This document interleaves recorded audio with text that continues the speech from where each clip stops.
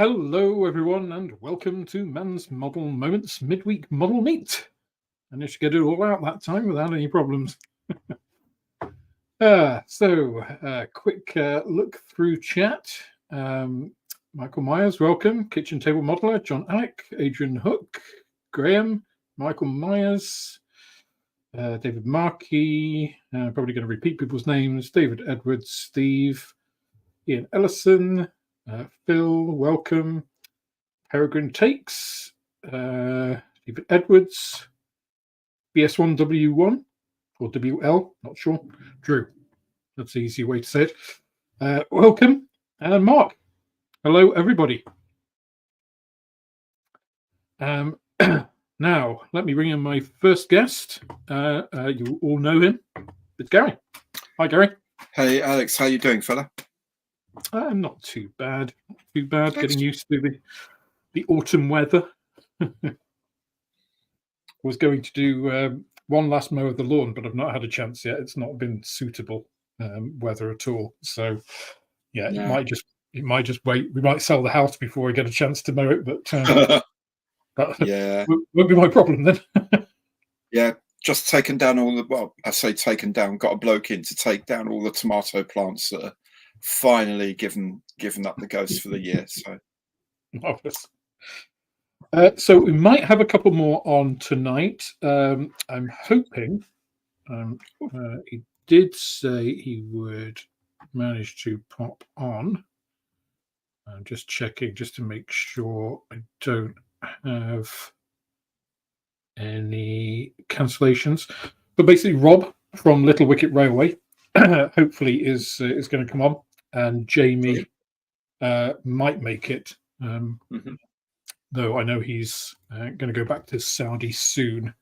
So, fortunately, going forward, he's been apparently available for the past few weeks when I haven't. But hey, always the way. Always the way.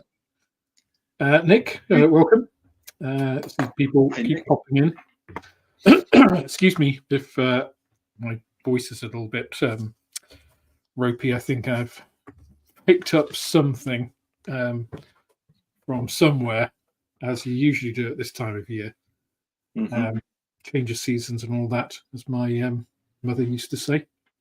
Oh, and I think Rob has just popped into the green room. So, without further ado, let me add him. And Rob, welcome. Hi, can you hear me all right? Yes, we can hear you and see you perfectly. Thanks. Good. Sorry I'm a bit late. You think I know how to do some simple live streaming by now, but I've given up on my camera and I'm on the phone. Yeah, StreamYard is always a law unto itself anyway. Yeah, especially when it doesn't work in Safari, which is what I use all the time. So who uses so I play D&D online with a group that play online for about 5 years with now, and they're from all over the world. So we use Discord, and one of them continues. We use a program called Roll20, so it's an online service, and much like StreamYard, we don't use video, obviously, which helps, but it doesn't like certain browsers. So Chrome is usually good. If you have problems with Chrome, Firefox is good. Somebody was using Opera, and we were like, Opera? What? Who uses Opera? So we ribbed him about an awful lot. But was this 1995 or something? What's going on? Wow, Opera. You're using links next. Yes. Text only. I'm on links. So Rob, welcome. I don't know if you want to. People may not be aware of Little Wicket and what you do on YouTube. So perhaps you want to give us a quick bio, quick intro to yourself and your channel. Yeah, sure. So thanks for inviting me on. As you say, I run a YouTube channel called Little Wicket Railway, and I've been running that for about 5 years now. It's largely model railway stuff, but it tends to go in whatever direction my brain is going in at the time. So I've got an interest in electronics that are associated with model railways, but there's some heritage railway stuff in there as well. And so, yeah, pretty much anything railway related, but largely focused on models. I'm in the middle of upgrading or building a bigger layout, but when I say in the middle of, I started that about a year ago and made very little progress. So so that's where we are at the moment. And one of the reasons I invited Rob on tonight is wanting to talk a little bit about the state of the industry. And Rob did a really nice video, about 4 weeks ago now, something like that, on Hornby and some of its financial travels, which actually inspired me to do a video of my own, which was a little bit more focused on the airfix side, but delving into Hornby's. What did I do? I did the past 10 years of financial returns and reports for Hornby, specifically relating to some of the airfix releases that they've been doing this past year, which have been very much older kits, not necessarily that old, sometimes a couple of years, with just new decals, but making a big song and dance about it like it's a big new kit release. And I also own a model shop, which you may not be aware of, Rob, but I'm sure people on the channel do.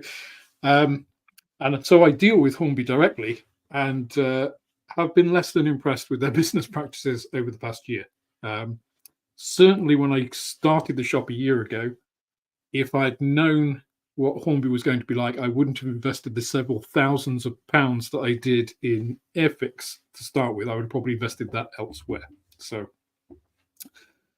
that's kind of what's inspired tonight's discussion. So what's been your experience of Hornby, specifically on the railway side, I guess, Rob? So going back to the video that I made, my focus is largely on the model railway side of things. So Hornby are, as you say, they're not just model railways. That's the brand they're probably best associated with, but they also own Airfix, Humbrol, Corgi, Scalextric.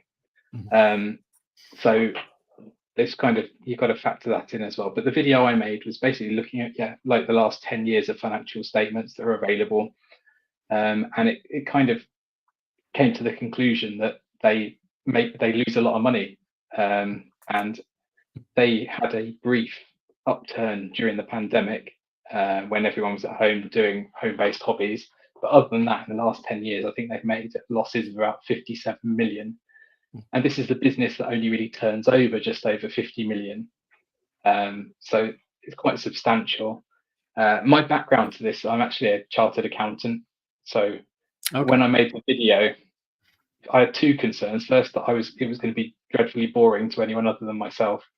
And secondly, that I was going to really upset all. We all do that, mate. Trust me. That's every time any of us put a video up, we all think that. Don't worry. Well, it turns out I think a lot of railway people are interested in the finance side of things. But my experience with Hornby are really only as a consumer, and I have to say the video probably came across as negative or pessimistic for them, but I want to say that I really hope they do well. I really like Hornby as a brand, and I think most of the people in the hobby appreciate that they're such a big name. It would be a real shame if they were to not do well in future. So I don't think you'd find many people who actually want them to do badly. But I think you'll find a lot of people, especially on the model railway side, who are frustrated with them. Yeah. And I think considering they've got all the brand power, they've got the more resources than most of the other manufacturers out there, they've got the experience, so they should be smashing it. But every time they do something, it's almost like they find a way to just sort of trip up a little bit. And at some point, I guess we should talk. I think you put it in the email to me that they're Model Shop of the Year awards. Yes. Well, I was just actually going to mention that. Well, I mean, do you want to talk about that now? Yeah, absolutely. So those of you in the stream that don't know, I did put a community post on it today, but Hornby have announced their 2025 Retail of the Year Award, Model Shop of the Year Award, which, given, I mean, to me, it's quite insulting, I think, because certainly myself, a lot of people that commented on the video that I made and that have spoken to me in the past, other retailers, that is, aren't impressed with Hornby. I haven't found a retailer yet that doesn't think that Hornby is the worst of its suppliers. Let's put it that way. They're difficult to do business with. They have various tiers. They've operated two-tier retailer supply. They compete directly through their online store. To then sort of say, "Oh, we're doing a model shop of the year. Shout out to all these."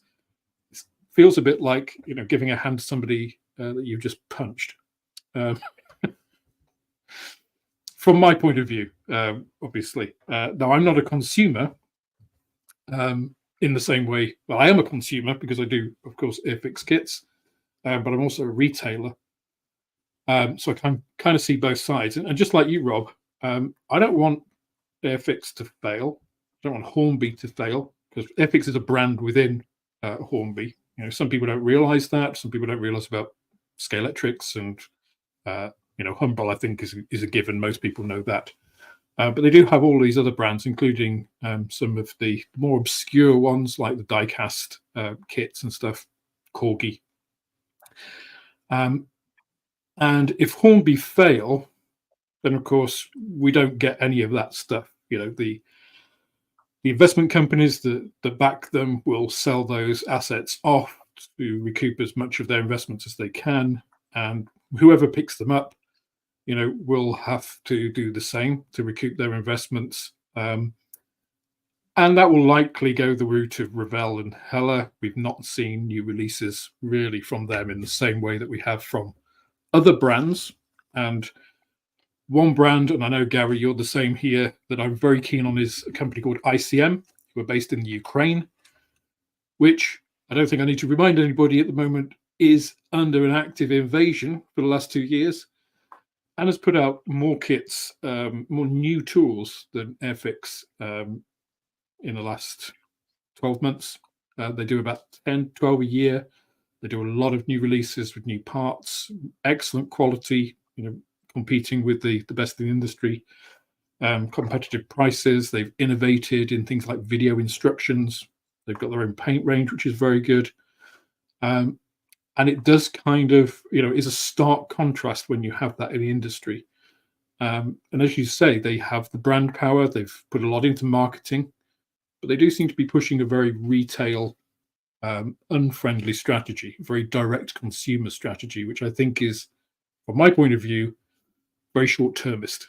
And just to give you an idea, Rob, my background is in business. I've been in business-to-business commercial leadership roles for 28 years. I have a business consultancy.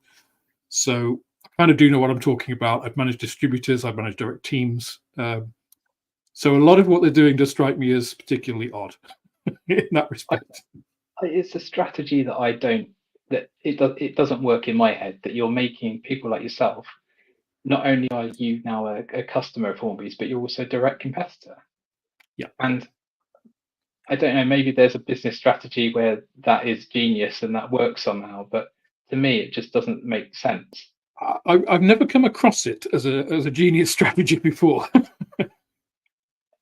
I mean, I've been a distributor manager, and generally the way to get distributors to work well for you is you give them very clear communication and terms, and you let them get on with it, and you help them wherever you can.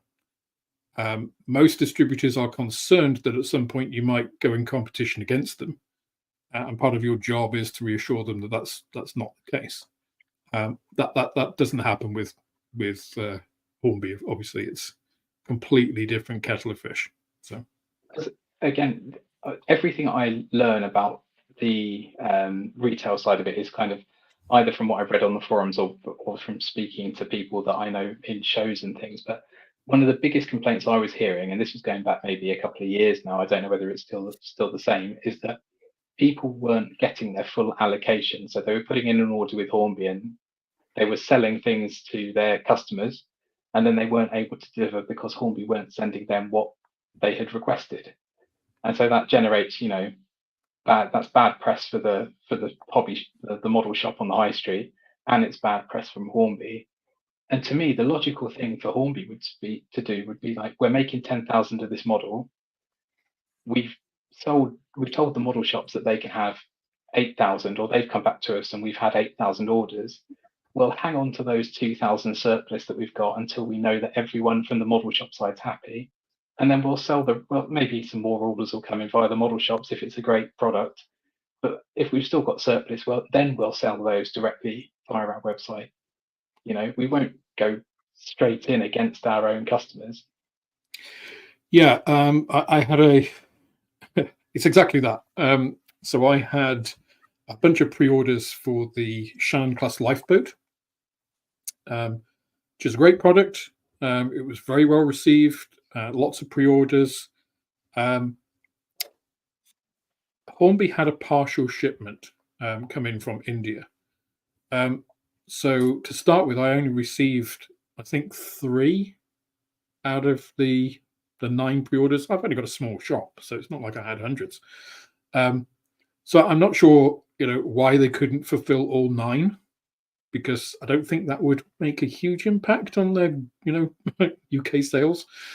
But it makes a big difference to me, and obviously to the customers who have ordered that.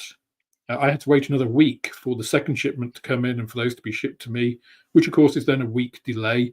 And as you say, those customers, I obviously let them all know, and they were all fantastic, very understanding. But if they hadn't been, they'd have had every right not to be, because they pre-ordered those things. So I would expect when released, if I've pre-ordered something, I would expect to be one of the first people to receive it. And a lot of those customers were. So I don't know whether you remember specifically in relation to the lifeboat, but I think it was extra frustrating for people when they were told that their pre-orders couldn't be delivered, but Hornby had them for sale. Yes, direct from them. So I don't know whether it was the same with the lifeboats, but I think that was a time when people really couldn't understand why my pre-order got cancelled through a model shop, but I can go to Hornby and buy it for 20% more, and they've got loads in stock. Yeah. Gary, as not being a retailer, on the airfix side, massive consumer. What's been your experiences? I guess I don't know if you have a local model shop, but no, I don't. That's the problem. The nearest model shop to me was about a half-hour drive away, and they closed down. And now I actually don't know where my nearest model shop is, to my shame. I suspect it's a decent drive or a long time on the tube to get there, and maybe a bus or 2. We have a Hobbycraft not far from here, but they're being a mass retailer, they get what they get, and and that's the end of that sort of thing. If I need to get a kit to film it and build it and put it on YouTube, I've got to get it from Airfix. Yeah, unfortunately. And in the club, I get a 10% discount, and I collect my reward points, and I can use those. Unless I go, but the only other people I can buy from are all doing it online. That's the only thing. The bricks and mortar experience, there just isn't one anywhere near me. Yeah, and this is. So I hear this quite a lot from people, and obviously people comment in the video. It's like, oh, well, I only have the option of getting it from Airfix. Now, of course, or online. I'll say online, so they order directly from Airfix. Now, I sell online, as most other small retailers do. I have to compete with the big retailers, the Wonderland models and the Jadlams and stuff. So my prices are usually 10% less than retail. So they are competitive with other online outlets, which of course is fine for competing with other online outlets. But against Airfix, again, they're trying to get people to come to the club because you get 10% off. So then you're getting it at internet prices. You have Hornby reward points, which it's a marketing gimmick. Any of you who think that Hornby reward points, just let me tell everybody out here something you probably already know. It's a marketing gimmick, right? It's not really giving you 10% more. That's the value to you appears to be that. It's not really. That it's a marketing gimmick. I know, because I've employed these sorts of things, discussed with marketing in the past before for customers. No, because you're buying it at retail. You're buying Exactly. it without any discount. So the discount you would be getting through other people, you're essentially just clawing back that discount in a different way. Yeah, ultimately. And of course, for Hornby, it's great because they get more money. But as I mentioned before, this isn't just retailers, whining. It's a very short-term strategy, because online retailers, to have a Hornby account, you have to have a bricks and mortar store of some sort. So you have that cost, right? So you've got to support all of that. So the amount of money, and you don't make much on Hornby supplied products. Let me tell you that. And I know it's across the range, because the Hornby terms and conditions, I have a Hornby account, not an airfix account. I can buy anything from Hornby. I can buy Scale Electrics and Pocker, whatever else, if I wanted to. I don't, because I've got a model shop. But if I wanted to, I could. So it's the same across the range. They also do some fairly shady things. For instance, when I first applied, as I say, I bought my first order to Hornby was about £5,000. I think between maybe a bit less, 4,000 maybe, but a lot of money, right? For a starting investment, considering I had to buy other, kits as well, Tamiya and ICM and all the rest. So quite a big investment in Hornby. And when I asked about going onto a trade account, I was told I have to place at least, I think it was six trade orders before I'd be considered for that. I was like, well, that's not in your terms and conditions. No, it's not terms and conditions. It's just our policy. What's the logic for that? It's just like, there is no logic. There is no logic. I've never encountered it in all of my 28 years of business, that a policy isn't in your terms and conditions. It's just, you have a contract, there are fine print and stuff, and yes, you may have missed something in there because you've not read it properly, but no, this wasn't in there. It's just a policy. And it's just like, well, if I'd known that, I would have broken down my first, substantial order into 6 pieces. But it's not done on value. It doesn't matter. You can place 6 minimum, £250 orders. That qualifies. So that isn't this right. I assume that this was them trying to not deal with smaller, saying it's not worth our time to deal with small retailers. We only want the big boys. Which that's a strategy. If you're a massive company and but they're not big enough to be doing that. They should be embracing every customer that comes to them.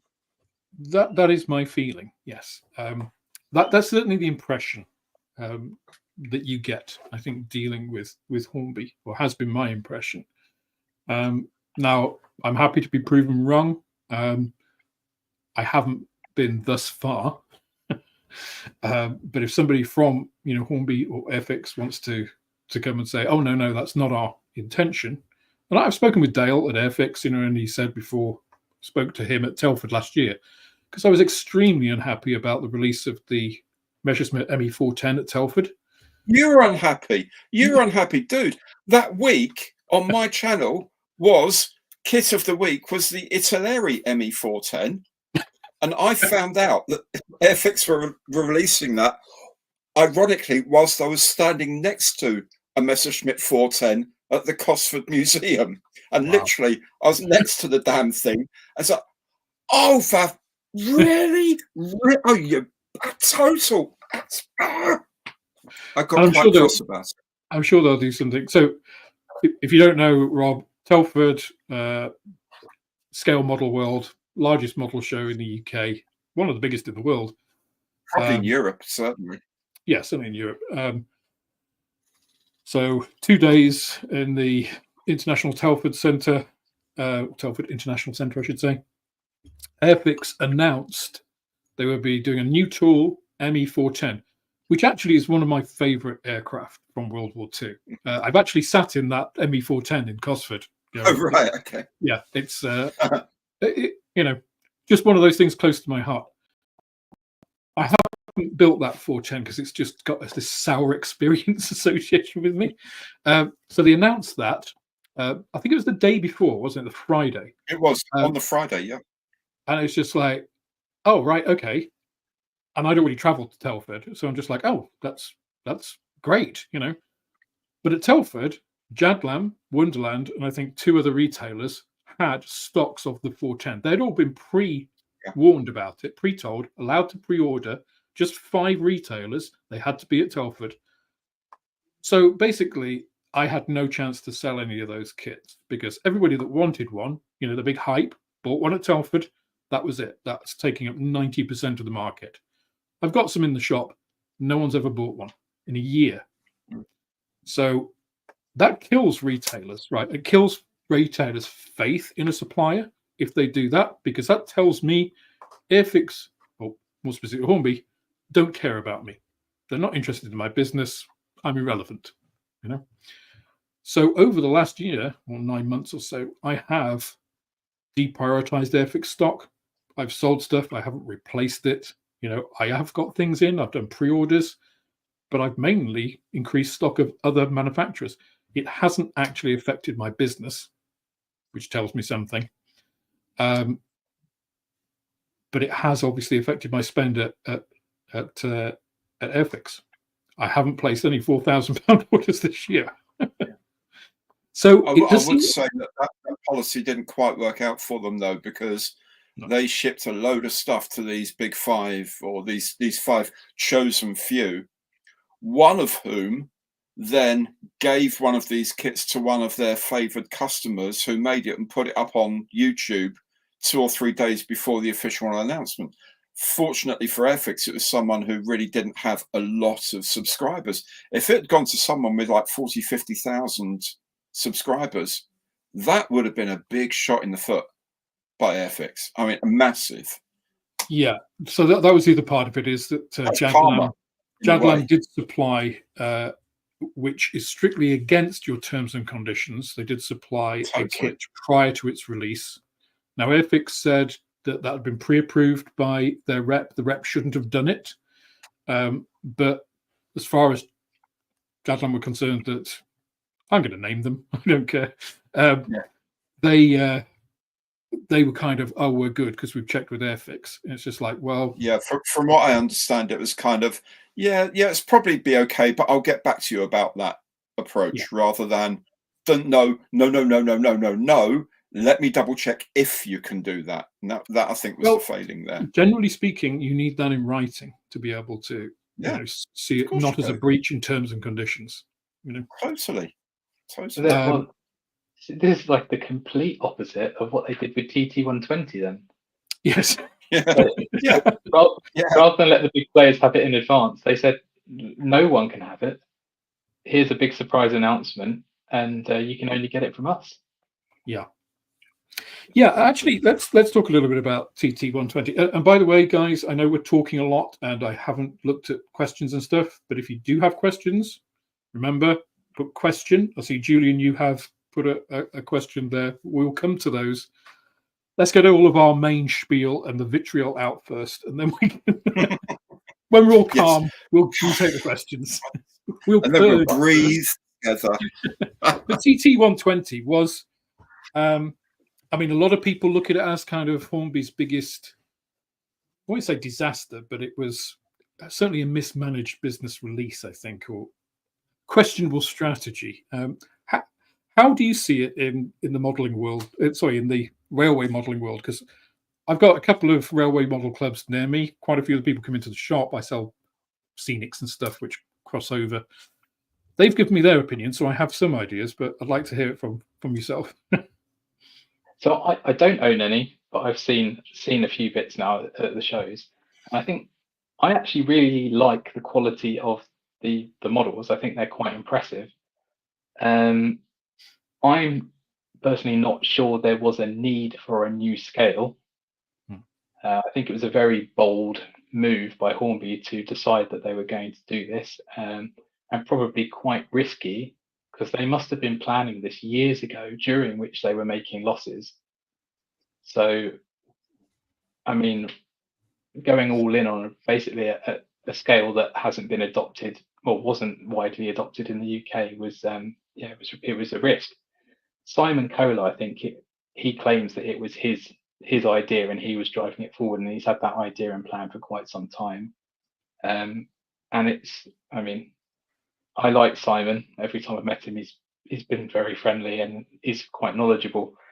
But then they I don't know whether they let him go or whether he left, but he was the driving force behind TT120, and he's no longer there.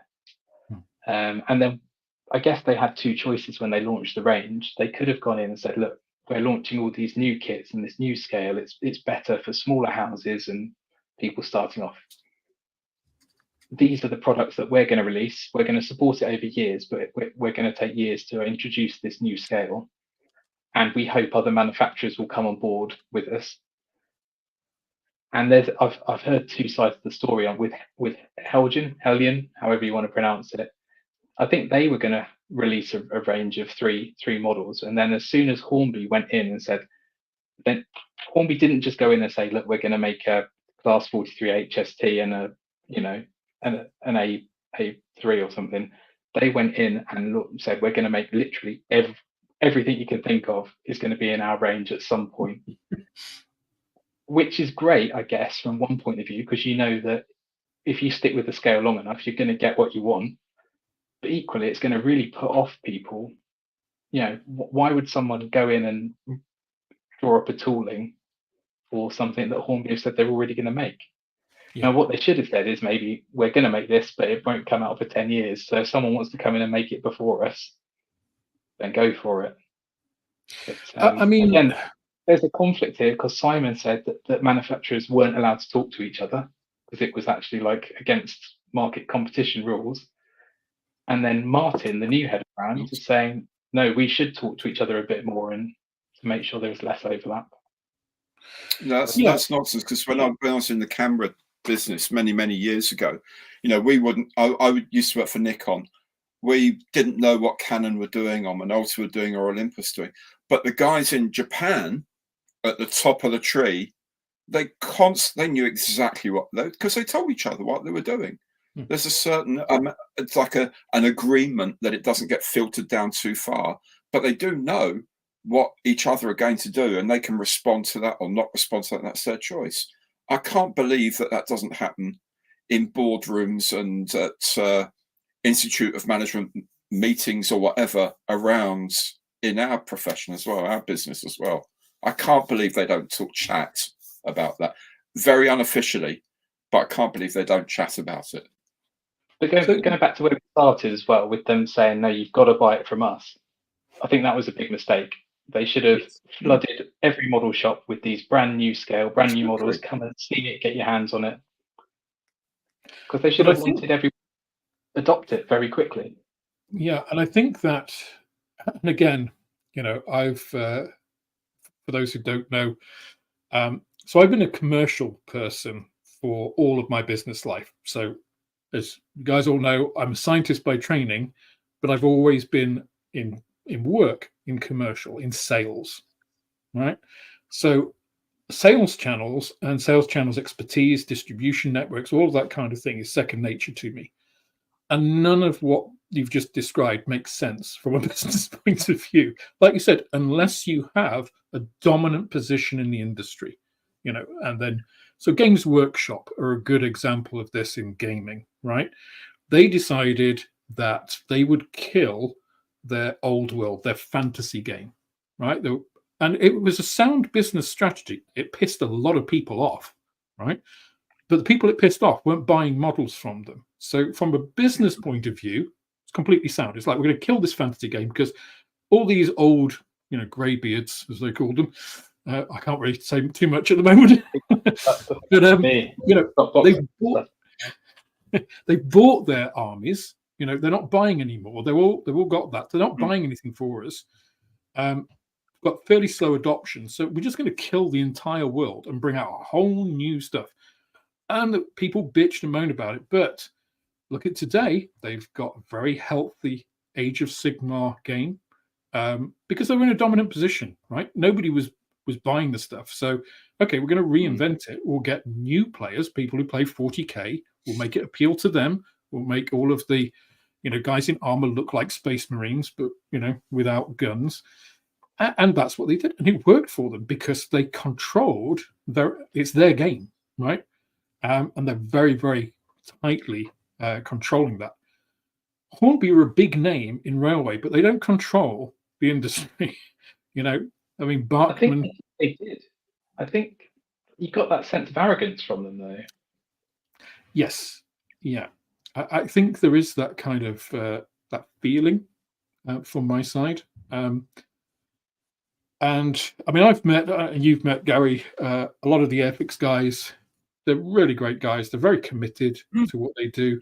Very passionate about it. Very passionate. Really great designers. But of course, they're a brand. They're a brand under Hornby. There is no specific airfix customer service. It's Hornby customer service. So when you call up and I've got a missing part for that, you got somebody who isn't a specialist. They might mostly know Scale Electrics. They might mostly know Hornby Railway. They might be an airfix guy. They might not. So it's potluck. It's Hornby terms and conditions plus their special arrangements, whatever they are, the unwritten rules. So it does feel a lot like, you have these entities which aren't really in control of driving their businesses forward. They might have some great ideas, but they're constrained by, well, actually, we're going to do X, Y, and Z in terms of release. We're only going to sell TT through the online shop because we want to drive. And it's been fairly clear from their strategy. It's laid out in their end of year reports. They want to drive more online sales. They've heavily invested in their website. I mean, I mentioned in my video as well, they've invested heavily in the Wonderworks, which seems, again, from a business point of view, to me, ludicrous. In Margate. Have you been? It's rubbish. No, It's absolutely terrible. I went there. I went down to Margate not long ago, and I went, there's no, you can't go in there. No, I'm here for a meeting with Dale, who runs it, boss of Airfix, essentially. Oh, right, in you go. And I went round there in like 3 minutes. I thought, is that it? Is that actually it? Oh, and by the way, your 1/24 scale Typhoon there, the gun covers are on the wrong way round, just saying. One of their premium models is even wrong. It's like, dude, you should not be showing that off. It was underwhelming, I have to say, very underwhelming. Considering you got to go all the way to Margate to see it. It's not exactly a high footfall location. No, it's not even in the centre of Margate. You know what I mean? Is it not? It's at their headquarters. I don't think I've ever been to Margate. I've never had a reason ride to. Away from Margate. It's like. Please let us know in the comments if you've ever been to Margate. Why? Have you ever been to Roxton Miniature World? No. Don't think so. No. It's a similar concept. I think it's very similar. They've got Scale Electric, they've got model railways, they've got like a flight simulator and like other things you can do. But when we went there, we stumbled across it because I think it's up in, I want to say Norfolk. Don't quote me on that. Okay. We went in there and it was rammed. It was full of families and kids. Wow. And people will travel there because of it. So the concept probably isn't necessarily flawed, but something they're doing maybe isn't quite right. Well, yeah, when I went there, there were about 5 people in there, 2 Airfix employees and their 3 guests. That was it. There was no members of the public in at the time. It's not their core business, is it? Whereas, what's the place in Germany? The big Miniature Wonderland. Yes, yeah. Where they've got, I mean, that's amazing, right? They've got the airport where you have aircraft coming in through the wall, and landing and then taxiing and stuff. It's really cool, right? And people go and travel to it whilst they're on holiday and stuff. But that's a discrete thing. That is a business by itself. Whereas the Wonderworks are kind of just like, here's a bit that we've stuck on to, For me, I mean, so I've been in scientific business, right? And we had demo labs, sure, but they were specifically to demonstrate, the clues in the name, a particular scientific machine, because these things cost, anything up to £250,000. So you want to see the thing do what you want it to. Yes, it's going to do what it says, but will it work for your particular type of diagnostic or whatever? So people would come, they'd see it. Also, there are other things, just like with phones, right? All phones work. This thing does pretty much the same as a Samsung, does the same as an Apple. This is a Redmi Chinese thing. It's all about preference, right? Some people would never consider this. Some people would never consider a Samsung. Some people would never have an iPhone because it's the interface, what you're used to. So the demo lab was very much about that. Do you like the software and stuff? But that was its pure purpose. That's all it was there for, purely to sell product. It was there when it was needed. The public couldn't come in. It was all prior appointment. It was all very specific. And to me, if you're going to have something associated with the manufacturing business, which is what I work for, that's what it should be for, right? Specifically to sell products. And if it's high value products, the cheapest things we sold were like a few £1,000s. So, like a £5,000 machine. Not a £699 kit, right? You have to have a fairly expensive kit before it's worth going to a physical place to see something demonstrated in that way. You might buy it as an addition to something like Bovington. Bovington has a pretty good shop, has some pretty good deals there. But it's at the end of the day. You don't go to Bovington specifically for its shop. You go to the Tank Museum. You go for Tank Day. You go to, spend that time, be entertained. And at the end of the day, you might buy a couple of kits because, I saw that, or that was cool, or I just want a souvenir for the day, So and also you think that the profits are going to the museum. So you're kind of donating in a way. Yeah, exactly. Yeah, you're donating and getting something back for it. It's kind of, It feels, transactional in that way, I guess. Yeah. So it is a very odd state that I think Hornby are in. And the other part of that is, of course, as a retailer and as a consumer, I see, and I'm sure you guys both see for railway and for models, other companies doing different things, right? Mm-hmm. So, and one of the things specifically that I mentioned in my video was from the financial reports, you can see they're driving this, direct to consumer business model. They are the only, and I don't know whether this is true for model railways. So, Rob, you can inform us, educators here. But in terms of model companies, there is no other model company in the world that runs that as a primary business model. And to me, unless you are the head of the pack and leading the trend, if you're not doing what everybody else is doing, you're either going to be very successful or not. Generally, people adopt a particular, go-to-market strategy because it works, in that space. And if you're doing something revolutionary, then it either revolutionizes that industry and everybody else goes along that way, or it dies a death. What's it like for the model train sort of purchasing as a consumer, I guess? Generally, you'd always buy from a model shop, whether that's bricks and mortar or online. I think the only recent exception that I'm aware of is Akira Scale. They're a fairly relatively new player in the market, and I personally have always bought my models directly from Akira Scale. And again, don't quote me on this, but I have a feeling the early days of Akira Scale, that was their initial way of selling models before they established themselves in the market, and now all model shops seem to stock them. So maybe that switched it.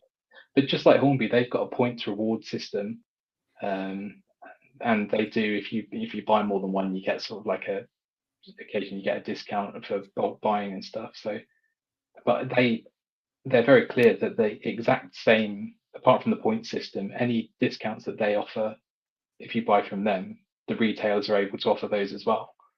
Yeah. So it's a fair playing field, apart from the reward system. But there's nothing to stop, I guess, a Jablam doing a point system or Yeah, and they do.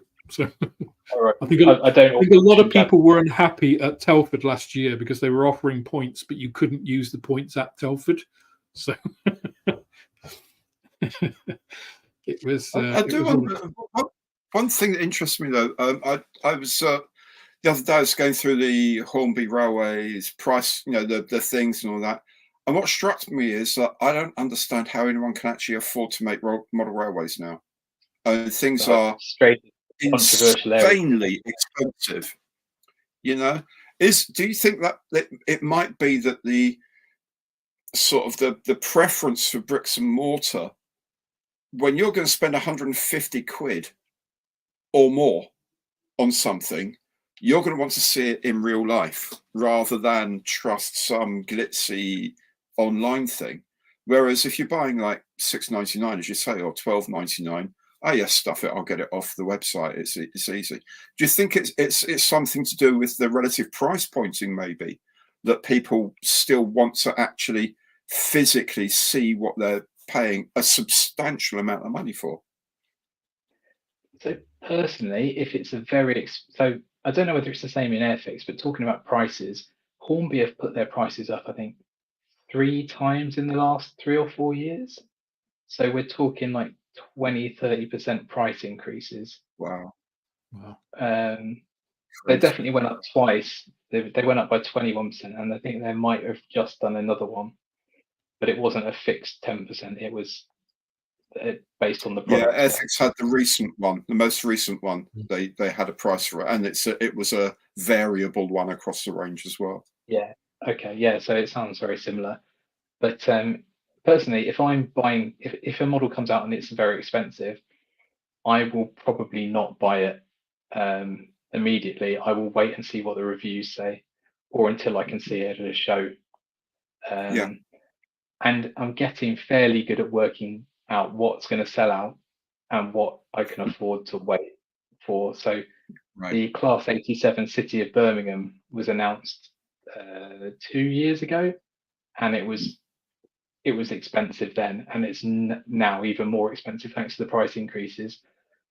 But I had a feeling they weren't going to sell, and now they're coming up around 40-50% discount.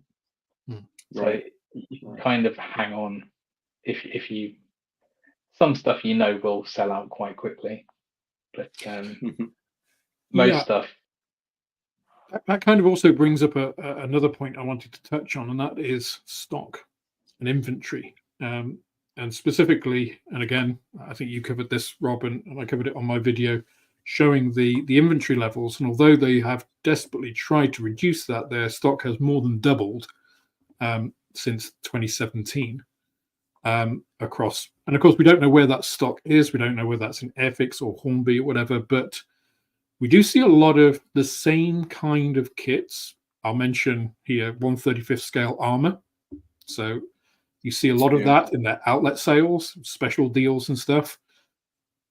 And that actually, we as retailers are also offered deals occasionally. They're not the same ones. We don't have that same level playing field that you mentioned with the Kira scale. But we will get the stuff. Now, I stay away from those because generally it does feel like they're just trying to offload stock. And I'm just like, yeah, because I know that if I buy a load of stock, because I have done this, you buy some stuff and then, a couple of weeks later, it's at a 30% from airfix sale, and you can't compete with that. So it's like, no, I'm not taking advanced stock just so that you can then make more money selling direct. Thank you very much. But no, I'm wise to that one. Thank you. And you mentioned about the, what sells out. I think one of the problems that I see in the business is maybe it's adding 2 and 2 and making 5, but I'm sure you might see a similar thing, Rob, with your accounting background, is they don't seem very good at stock management or just inventory processes and distribution in general, because there are certain things that sell out quickly and aren't replaced. And I'll mention things like the Victor, in 1/72nd scale. It's not particularly announced to retailers that these things are going up. They'll put end of line, but then, you go to place an order and it's already gone. And yet other things remain on the books and stock, ad infinitum, but with lots of, 30% off sales and, all of these kinds of things, buy one, get one free kind of stuff. Not quite, but those sorts of things. We've just seen Jadlam do an offer with the Mark 12 Spitfire, which I'm guessing is because Airfix have overstocked on it, and Jadlam got them at a super knockdown price if they took a certain mass. They did the same with the Mark 5. They've just done the same with the Mark 5. You spend 50 quid, you get a free Mark 5 Spitfire in 48 scale. Yeah. So they must have a shed load of them, literally a shed load of them. Yeah. So you mentioned like the discounts on some of the stock of the rail. Do you also see things which just come in and are instantly gone and you can't get hold of? Yeah, so there are models that get released and they sell out on pre-order and that's it. But I think we're seeing a lot similar to what you've just said about trying to shift old stock. Recently, it feels like, and this is pure speculation, like Rails of Sheffield is probably one of the largest railway retailers in the UK. They seem to be doing a flash sale on a Hornby product every week. It's or a couple of times a week. And we've just seen the TT120 2-year anniversary sale, which is supposedly to celebrate the 2-year anniversary, but could also be potentially viewed as Jesus. So that strikes a desperation, doesn't it? Hey, we've been selling this for 2 whole years. Woo! Oh man! Well, I think now retailers are allowed to sell TT120. Yeah. They backtracked on their initial strategy, and the retailers are now allowed to sell it. So all the retailers were doing the 2-year anniversary sale, and if you believe the annual report, they had to reorder more. They had to put in more orders for the TT120 stuff than they were expecting, which suggests it was actually taken up well. But then you get things like these big sales, which cynical people will say this is just shifting stock that wasn't going to sell. More optimistic people will say, well, this is another push to get more people into the scale. So, and only Hornby will really know how well that has performed. And the stock numbers that we were looking at in our videos are kind of old. I get the impression they've hammered that stock figure quite hard over the last 6 months. So hopefully in the next set of accounts, that'll be down to a sensible level again. Yeah, but another thing that I kind of didn't touch on much in the video, but cost of sales this year went up by, I think, 3 million compared. It's one of the largest increases in the past 10 years, which was pretty surprising. I don't know if you have any insights from an accounting point of view of kind of what that might relate to. So I looked at inflation. So most of the models are manufactured in China, as far as I'm aware. Inflation in the UK has been pretty high. I don't think inflation in China has been anywhere near as high. So I'm not sure it's necessarily sort of the manufacturing inflation that's driving it. I don't really know. They don't give a huge amount of information about what's behind that figure. No, because it's cost of sales, which isn't, and this might get a bit technical and boring for people watching, but cost of sales is how much it costs you to actually sell your products. It doesn't include things like, I presume, the Wonderworks, because that's a fixed asset. It's counted in your EBITDA figures, but not in cost of sales. It's that'll come under operating costs. So to me, the most obvious thing I can think of is marketing, because they do a lot of marketing, a lot of direct social stuff. I have a feeling that may have even been separated out. Was it? Oh God. Potentially, yeah. So it may just be the actual cost of putting the product in the box. I'm not even sure it doesn't include shipping, I don't think either, or like distribution. I don't know how they can have increased so much this year then. If anybody has any clues on that or has looked at those financial reports in exhausting detail, please do let us know in the comments. Yeah, right, I think it's about time. That's changed because Sorry, shipping would make sense if there was a massive increase in cost, because now everything's got to go via Cape Horn rather than going through the Red Sea, and the cost for a 40-foot equivalent unit or whatever has gone quite high again. But then that's COVID, not included in the cost of sales. That's the production cost, a transport cost. and I think the highest prices for transportation were during or shortly after COVID, when very little was moving, and when they started making the 124th Spitfire in New Haven. It made commercial sense then. So I think it's probably we're coming up to an hour, so it's probably a good time for me to look at some of the questions before they build up too much. Julian, I think you were the first question in the chat. Are Hornby acting in a similar way to British Telecom before comms were deregulated in the UK, as in behaving as if they are the only player in the market? Yeah, that's certainly the impression they give. Yeah. I mean, just to give you an example, I got a box unexpectedly from airfix about, oh God, must have been about 10 months ago, probably before Christmas last year. Was it ticking? Was it ticking? No, I hadn't done those videos then. They were still my friends. But and it was a whole. I was like, I haven't ordered anything. I'm not expecting. I don't have anything on the outstanding shipment list which has come in. And it was a whole bunch of stuff, which was like stickers and these boards proud to stock airfix. Yeah, I tell you, it was just after Telford, because I was just like, I don't know whether I really want to put these up because I don't know whether I am. Yeah. But I thought this is just a strange thing to do. And that obviously costs money to make and produce and stuff and ship. It does, yeah. And it would be great, right, if all manufacturers did that and gave you, marketing stuff for your retail business.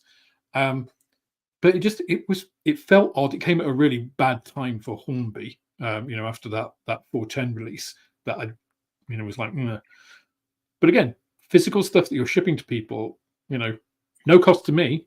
They didn't even notify me about it. So that's all an extra cost on the business, which would be good if they were supporting retailers, because then you would be encouraged to, I'm proud to sell airfix. I like to stock lots of red boxes and shift them. I promote them.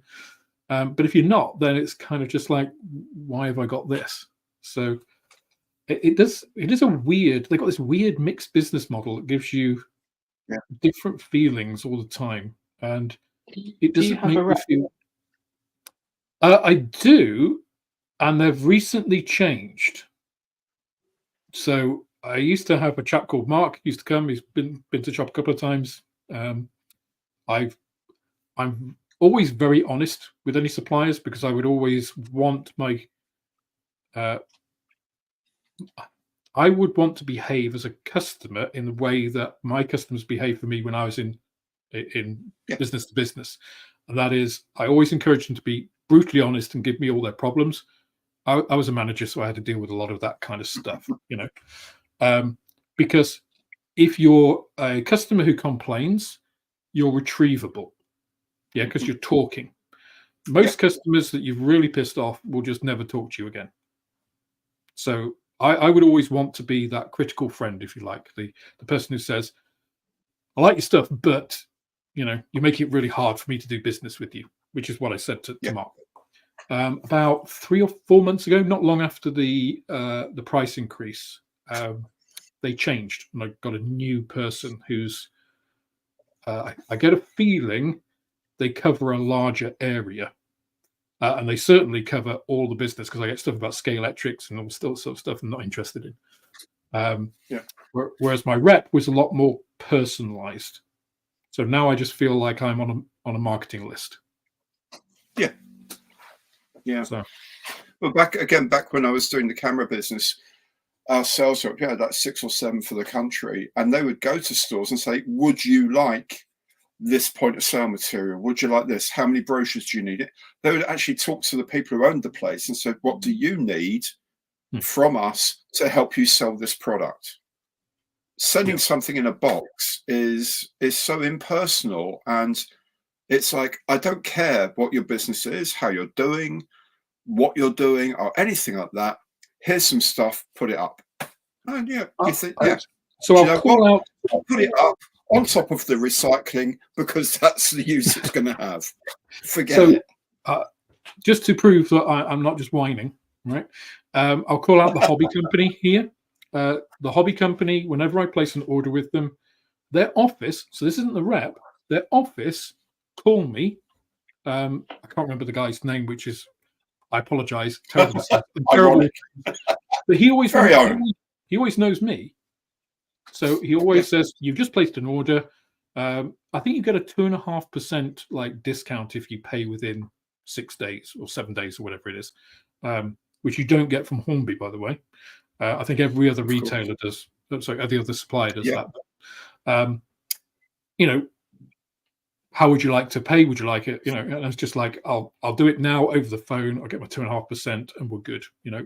Because he'll also go over, you know, these items, although they showed on our system, they were out of stock because whatever, or, you know, sometimes I'll say, look, I've just placed this order, but actually I don't, you know, I did this twice, so can you cancel one? You know, I don't want, you know, 30 Tamiya XF ones. I just pressed the button because it wasn't coming up and then they all came on, you know. Really, really good service, right? So, and of course, what am I going to do? Because they supply a lot of different suppliers, including Tamiya. So, of course, well, I have no problem with them. 2.5% early redemption fee on my business. I make the same margin on those airfix, and you're always going to sell Tamiya kits. Yeah. So what am I going to do? I'm going to sell more Tamiya kits. So this is why I say it's a short-term business strategy from Hornby. They might make more per kit selling direct to the customer, but that's one portal, and they have to do all the fulfillment. So they have to take on higher operating costs to have more people in fulfillment. So it's just, again, I don't want to retread the same ground, but you know, there are companies out there competing with Hornby who are doing business in a very different way, you know, which is supporting retailers. So in answer to your question, Julian, they do seem to be acting a little bit like that, which is a shame because, as we said, you know, we do want our brands to succeed, but that doesn't necessarily want the current business strategies or regimes to persist, let's say. Yeah, I've been looking into it recently. I've had a few quality control issues of some of the stuff that's been coming out recently, and I've noticed that the comments aren't, "Oh yeah, this is typical bleeding airfix. That's why I don't get them." It is more, it's a real pity because they're designing. I just wish their production were better or their quality control were better. There is a genuine sort of good feeling about Hornby brands in general, certainly about airfix from what I can see. And it is almost, as you say right at the top of the program, it's a frustration that we really wish we could feel confident in supporting these brands more, but there are these issues and it makes it difficult. Yeah, and this doesn't really address the elephant in the room, I guess, that I guess most modelers are thinking of. And I don't know what it's like on the railway side, so it'd be interesting to hear from you as well, Rob. But of course, quality control. So QC is by far and away one of, certainly for the consumer, the biggest gripe that people have with airfix, because Totally. It's that phrase again. I've used it before. Airfix are great kits if you get a good one. Yeah, now, absolutely right. Unfortunately, I think every single kit, up until bizarrely, the Airfix Vintage Classic P1127, which was fine. Every 50-odd-year-old kit. Every other kit I've had has had QC issues. brand new toolings. So the Liberator had warped frames. My Sea King from the event that we were both at, All right. a short shot. Oh, brilliant. Yeah, I didn't realize as well because it was like 5mm at the front of the fuselage. So when I actually built it, it's on the video. It's like I came to fit the canopy, and I was like, "Oh, this is weird." I didn't realize the Sea King had different like transparencies on both sides. Well, it doesn't. Asymmetric canopy. Yeah, Well, no. it doesn't. My Asymmetric fuselage is canopy. a short shot. Yeah.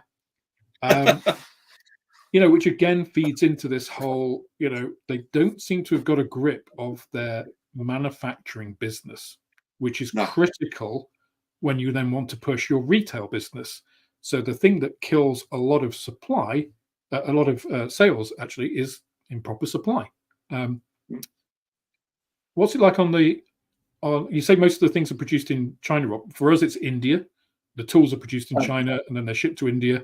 I think some of the railway stuff was going the same way. That could be where it's manufactured. I'll be honest. I don't know where the factories are actually based. I assumed it was China because that's where they moved it to originally, but maybe it's shifted now. But not the UK is what you hear on the forums. A lot of people want it moved back, but I don't think that's ever going to happen. In terms of quality, there have been some issues on the railway side, but I would say the bigger problem they have is where they try and they just seem to make silly errors. So I don't know, the APT set, the Advanced Passenger Train set, they could have released a 5-car set that actually ran in real life. They could have picked the running numbers that formed a realistic set, but they chose not to. And they made it incredibly difficult for you to put together, unless you bought the full length train, to put together a realistic set that ran. Not important for railway modelers, I'm sure. No. On the Black 5, they had this brilliant concept of you could change the lamps, so they were meant to be like pluggable, and it's a brilliant idea, but it was executed terribly. So if you put the lamp bracket in, there's light bleed. The lamps have to be they aren't push fit. They were glued in by the factory, and then you have to like rip them out, and then they don't go back in. Oh. So there's stuff like that, and then so they always just seem to, maybe they have a good idea but they don't execute it correctly, or they've got a good model but the Black 5 as well, the tender connection, for some reason a lot of models had a bad connection between the tender, which was essential because of the electrical conductivity that it had.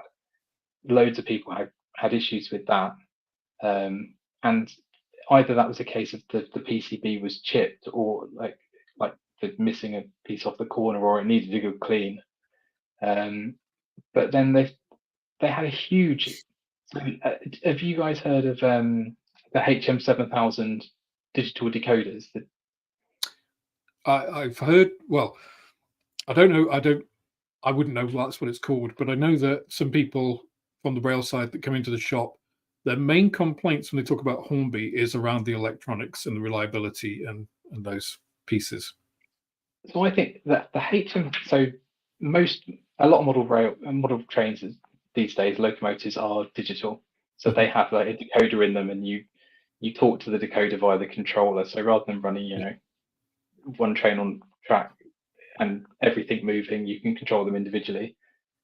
Hornby released a range of decoders, HM7000 decoders, that have not only traditional digital control but also Bluetooth control. So they released an app at the same time, and this technology did exist, but it was quite a bit more expensive and not readily available. And they've really pushed the technology forward. It's a huge success story in my mind. And their sound decoders, the sound quality is very good, and they're about half the price of a competitor's decoder. So they really should be shouting about this as a massive success story. But classic Hornby, when they released it, they said that you could basically use a regular power supply on the track and then use your Bluetooth controller. And people were finding if you used the wrong power supply, it was damaging the decoder and they were stopping working. So it's just another example of where they had the open goal, and then somehow they should have just said, just use our power supply, the official one.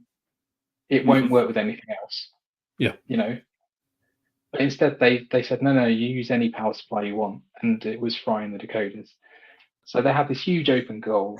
They could have just had a huge win, but somehow managed to kind of undo the massive positive news story by having everyone grumbling at the start, saying that, oh, this doesn't work, and I've had to return 5 decoders now, and why aren't they working?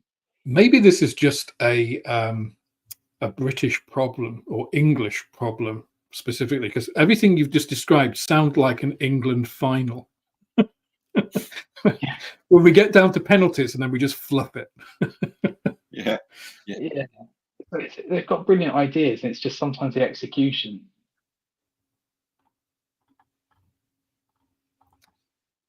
So I'm just looking through. Apologies if I've not got to your questions yet, because I am massively behind on the chat, because obviously we've been talking for this time.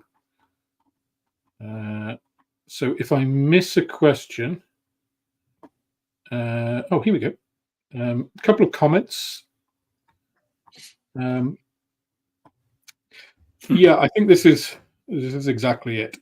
airfix QC is Russian roulette, so you can never tell. I mean, if you buy a Tamiya kit, you can be pretty much certain that it's going to be straight. It's very rare. I don't think personally I've ever had a Tamiya kit which has had a QC issue. I know they do have them because any company does. Now the Japanese, because I've done a lot of process improvement, I've done Kaizen and all the rest of it. I've worked for companies that are very big on that. But the Japanese started this. They're very good at QC and producing this. And customers value that, right? Because one of the things that I kind of also want to touch on leads into is we've just been talking about the UK market and, you know, the goodwill, let's say, that airfix has in the UK. I think because this is its home territory, you know, an English company, it's based in England. We all like that. As you said, Rob, a lot of people talk about moving manufacture back to the UK. It's the same on the model side. I understand why they don't, although they did produce the 124 scale Spitfire here. And they did that for a very competitive price. So I don't think they made a lot on that kit. So it's possible. No, they didn't. You know, who knows? But they don't necessarily have that outside of the UK. So about 40% of my audience is from the US. And I know in the US, there's a very different view of airfix. I think it's seen a bit more as a quirky little UK company. And you either like that, which some Americans do, or you really don't. And I know Tamiya is much easier. You know, people talk here about the price of Tamiya kits. The differential is not that high these days between Tamiya and airfix, especially when you go online. In the US, I don't think there is a differential because obviously it costs more for airfix to ship over to the US franchise, let's call it, and it costs the Japanese less. So I think the prices there are pretty much equal or disadvantaging airfix. So I'd love to hear if there's any US or North American, let's say, people in the chat about your views on what airfix is doing and what Hornby is doing if you've got the rail side. Because I think, and again, to me, this seems like a short-term strategy. This direct-to-consumer model that Hornby is pushing seems very directed at the UK market. Because again, with that supply issue that we've talked about before, the logistics handling, the stock issues, availability in other areas of the world is often much delayed. I don't know if you've got any insights on that, Rob, from people on the channel on the rail side. But quite often it will be like weeks to months in some locations before new stock arrives. I mean, Australia is a particular case where it can be, you know, a long time. Other stuff gets there at the same time because it's shipped direct from India to Australia, because of course it's It's on the way almost, kind of. Or at least a boat can go that way. It doesn't have to come all the way to the UK. Otherwise, it's doing almost twice the miles. So again, a strategy based on a UK-centric model. We are one of the smallest markets in the modelling world. I don't know about the railway world. So again, Rob, you might have better insights. But I covered this in. I don't know the numbers for sure, but there was a surprising amount of international. So when Hattons, I looked at the Hattons accounts before they closed down, and they had a surprising amount of international sales, like a lot more than I would have expected. And I know a lot of my viewers are down in Australia, and they say it can be really hard to get hold of models now, especially now that Hattons have gone. Yeah. So again, Hattons, long-established business, wide distribution net, and the fact that they're doing a lot of international business to me shows that, again, a reliance on DTC sales, when you've got distributors who are shipping a large amount of stuff overseas, means that you have to be geared up to replace that, right? Or your competitors will just come in and fill that space for you. That's the way business works, right?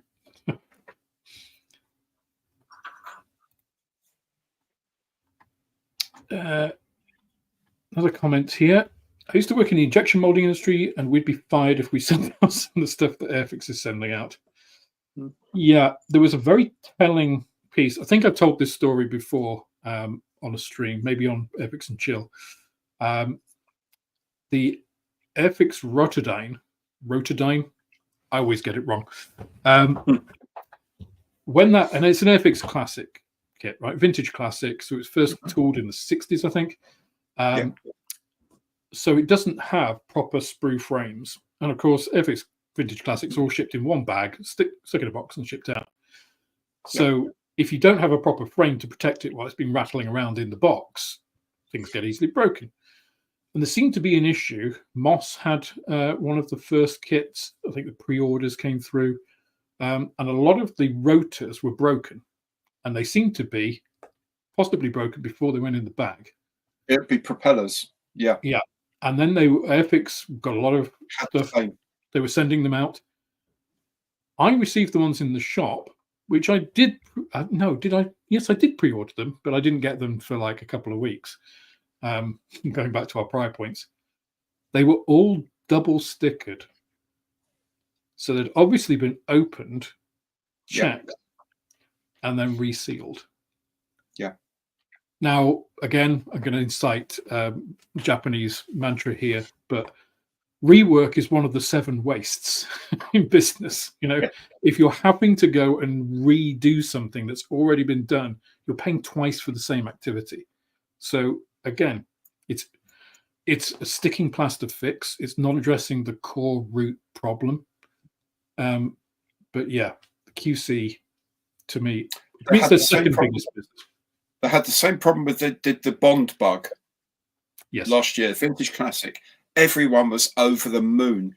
They'd re-released the Bond bug classic 70s 3-wheel sporty with a couple of figures, amazing.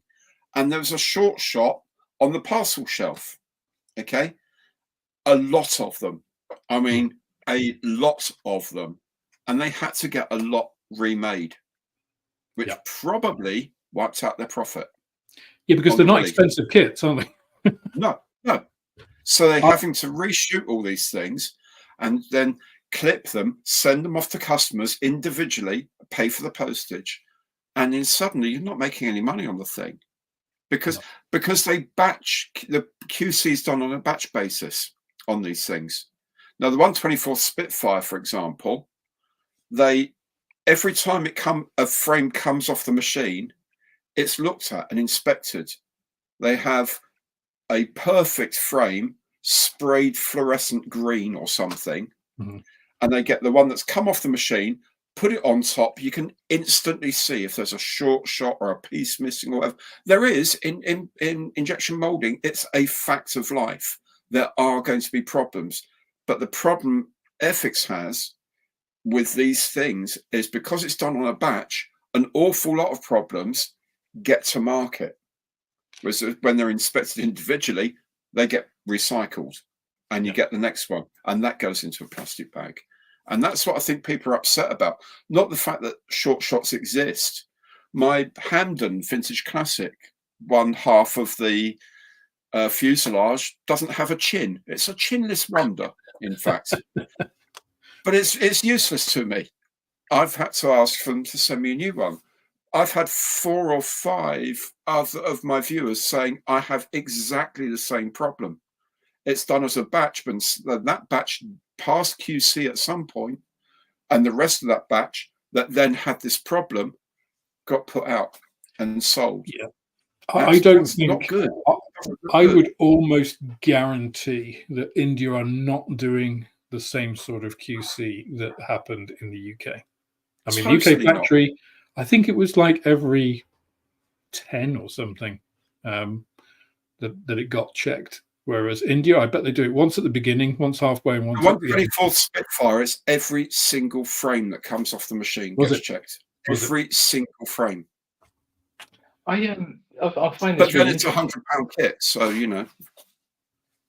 I don't do airfix, obviously, but I was under the impression that they were quite well regarded within the hobby. And so, yeah. So when I started brilliant. When I started the channel a couple of years ago, I had dismissed airfix entirely as a manufacturer because the quality compared to the competition was just not there when I last really got into modeling. So I had a bit of a break. So when I came to the channel and I heard somebody talking, I saw a review somewhere about the Typhoon, 1/72 scale Typhoon, and how great a kit it was. So I ordered it. I think I ordered it off Amazon. Got it, and it was like a really nice kit. And I'm just like, wow, this does not look like the airfix kits that I remember. So, yeah, because they've had all sorts of financial problems. The last decent kits that I knew of were like the English Electric Lightning and stuff from when was that? The late 90s, early 2000s. Yeah. Before they went bust again. So that got me back into airfix, and I was super impressed with what they've been doing. So over the last 10 years, airfix have rebuilt their reputation since Phoenix. Well, since probably about 2012, and then Phoenix came in 2016 and gave that injection of cash after the financial issues. Really good things that they've been doing. On the design side, and again, this comes into the kind of thing of airfix are good kits if you get a good one. So the design of the kits, and when you get a good one, they're great. The airfix Sea King, I had no interest in the Sea King at all as an aircraft. I went to the press day last year. The enthusiasm and just the research that the guys did, because they have the designers there, you know, talking. Luke was there, who now works for Revell. And we should actually, I mean, we've spoken entirely about Hornby. We haven't really mentioned many of the manufacturers here. It's supposed to be state of the industry, not just Hornby, but maybe we'll talk a couple of bits on those in a minute. But, you know, they gave their talks, and by the end of it, I was just like, I really want to make this kit. And then, you know, they gave us review kits to build and put on a channel. And I built it, and it's like, this is fantastic. It was a lovely build, and it sits in the shop now. People like it, you know, we think it's great. And I really enjoyed making it. But I had a short shot, you know, and there were, 20, 25 of us at that event? Yeah. So if I was the only one, and I know I wasn't the only one that had a problem, that's still a pretty high QC incidence. Yeah.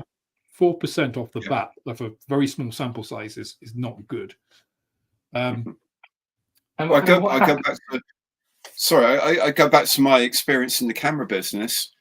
You know, if we're doing a product launch, every single camera has not only been through our technicians, it's been through the technicians in Japan. I mean, it's not just on spec, it's better than spec, because it's the press. They need to be impressed by it. If they then go on nowadays on YouTube and say, yeah, went to this press launch, fantastic kit, got a short shot though, it's like rubbish. That is so bad. someone should have, even if they cheated it, cut the bags open, checked every frame, heat sealed it closed again, and put it back and put a sticker on it. There you go. Absolutely. There's your review kit. Absolutely. That's the sort of thing they need to do if it's good PR. And for someone with a YouTube following to get a short shot on a press release kit, that is pants. Frankly, that is rubbish. What happens if you have a problem with a kit? Can you get one part replaced, or do they send you the whole frame, or do you have to send it back? Or? And that plays into the thing I mentioned before about Hornby customer care. Because if you ask people about airfix customer care, they actually mean Hornby customer care. But of course, if you're only buying airfix kits, you only think of airfix, because it doesn't, necessarily. A lot of people, when I put the video out, I weren't even aware that airfix is part of Hornby. I got that comment quite a lot. So people don't actually care, who owns a business a lot of the time. But they'll ring. I myself, just anecdotally, have had vastly different experiences with different things that I've approached Hornby about. So I'll say the airfix 124 scale Spitfire, I actually did have an issue with. And what it was is they, I think it's sprue M. I recall it because I didn't have one. It's the top cowl. I know what you mean. Top cowl of the engine, and mine just wasn't there. It's just one sprue. So, when it had been put in the box, somebody hadn't put it in. Fortunately, of course, now I did an unboxing video, so I had the evidence right there. So, but I didn't even need it because I just got in touch and said, look, I've done this. I'm building it I didn't even say for a video. I just said, I'm building it. I've got to this stage. I don't have sprue M. And I've only just realized now. And they just sent me one. It's like, yeah, we got you. I think they asked for the order number. I think that was it. And it's just like, oh, yeah, you've ordered it and we sent it. I got the Airfix Blood Red Skies box on their 30% outlet sale last year, just to do a video on it purely. I had no interest in the game at all. And that one of the flight stands was broken. And I had a hell of a job. I had to send photos. I had to give all this information, my date of birth, national insurance, zodiac sign, So it's really different. So people sometimes will say, you may have exaggerated that last one though, mate. Come on. I may have been, just a tad. But people give you really variable experiences of like how Airfix have got great customer service or Airfix have terrible customer service. So it's really well, back to the Russian roulette thing. It's random, It's a common complaint on the railway side is that they don't, compared to say Bachmann, Hornby don't have a spares department. No. So, I mean, I know it's low value items, but it's great for customer service. If you break a bogie off one of your wagons, something that snaps, they could charge you 5 or 6 quid for a part that cost them 20 pence to make, charge you 4 quid in postage, and you get your wagon back working again. Yeah. I would set up a spares department if I was. So that's separate from a faulty goods department. It's this gets broken in the routine of running a model railway. Things get broken. I would like that replaced, please. And I'll pay for it, sort of thing. Yeah. If something's broken out of the box, like it, damaged in transit or poor quality to start with, generally will be a pretty good, I think, in replacing an item. Sure. Yeah, I think Graham's made a good point here. If you use the consumer as your QC service, you'll go elsewhere. And sadly, that has happened. I get it. Of course, I have my own view, and then of course, I also have views of people that come in the shop.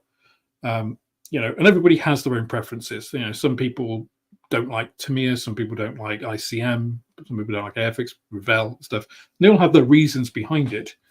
But Airfix has developed a bit of a reputation of, QC being an issue, quality, support being variable. It's all these similar things. And even people who are real, Moss, who is a staunch airfix supporter, Oh, proper fanboy. will say the same things. He's realistic about some of the problems that airfix have. QC is a big one. I always think if your after sales correction, if you like, if your after sales service department is big and thriving, you've got problems. They shouldn't be.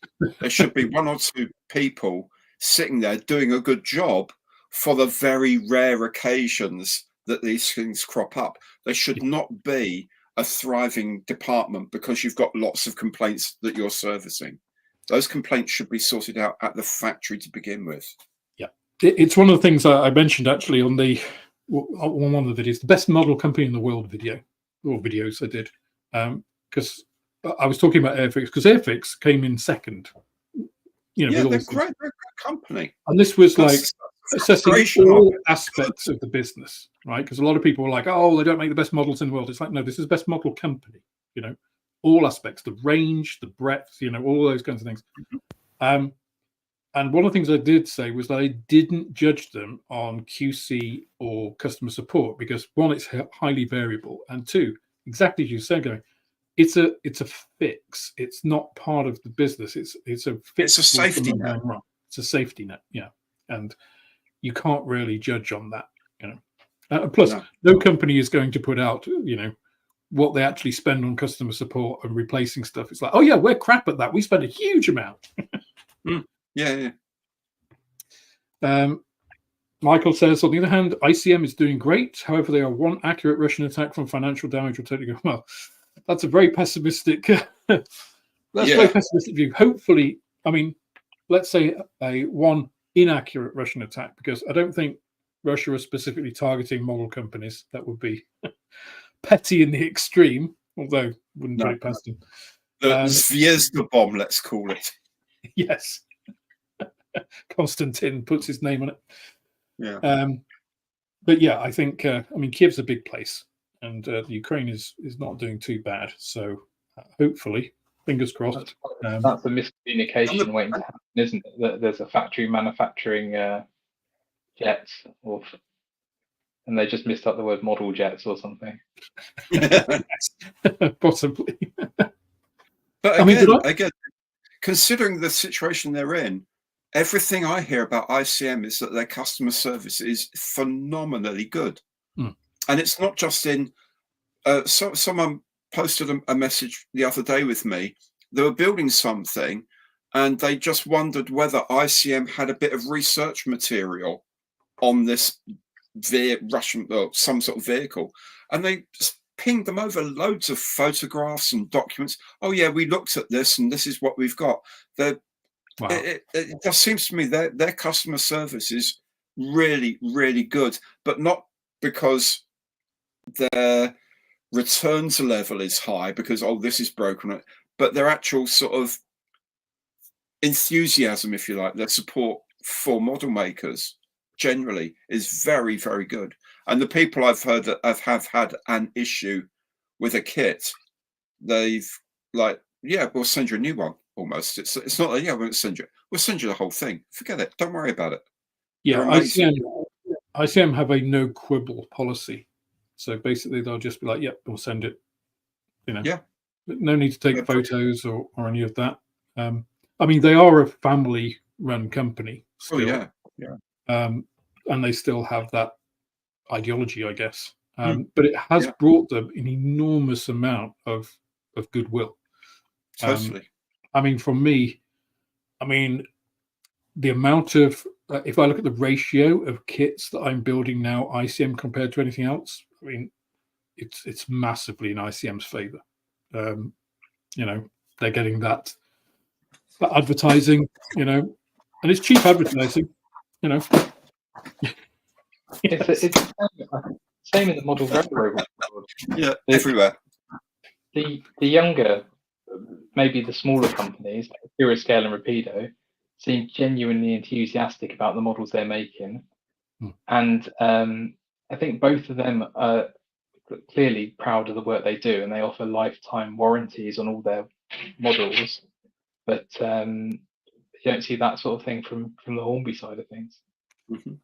Yeah. No, and perhaps we should talk a little bit about other companies as well. I mean, you mentioned Bachmann there. I mean, they're a very large, well-known railway brand in modelling.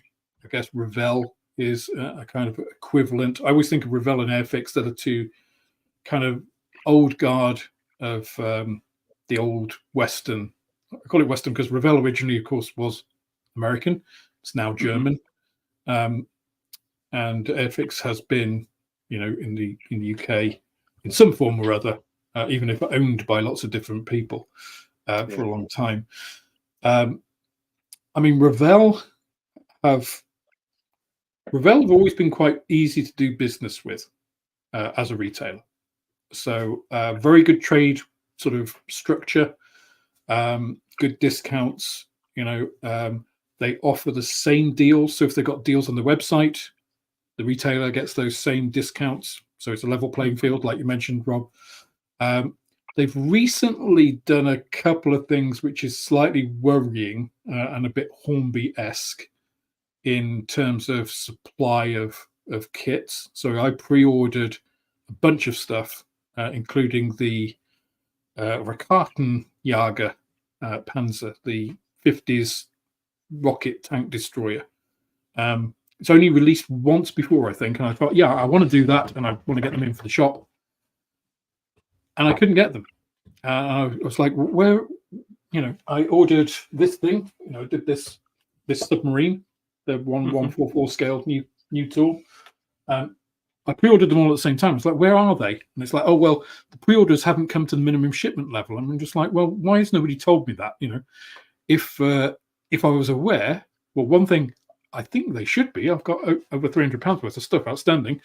And the other thing is, if somebody told me, I'd be quite willing to pay additional shipping to get the stuff ahead of, waiting 6 months for it, for something else to trickle in. And when I actually queried it, I'm like, no, I've got well over the minimum shipment. It's like, oh no, those rocket Jaegers aren't available. And I was like, but they're on sale in the Revell website.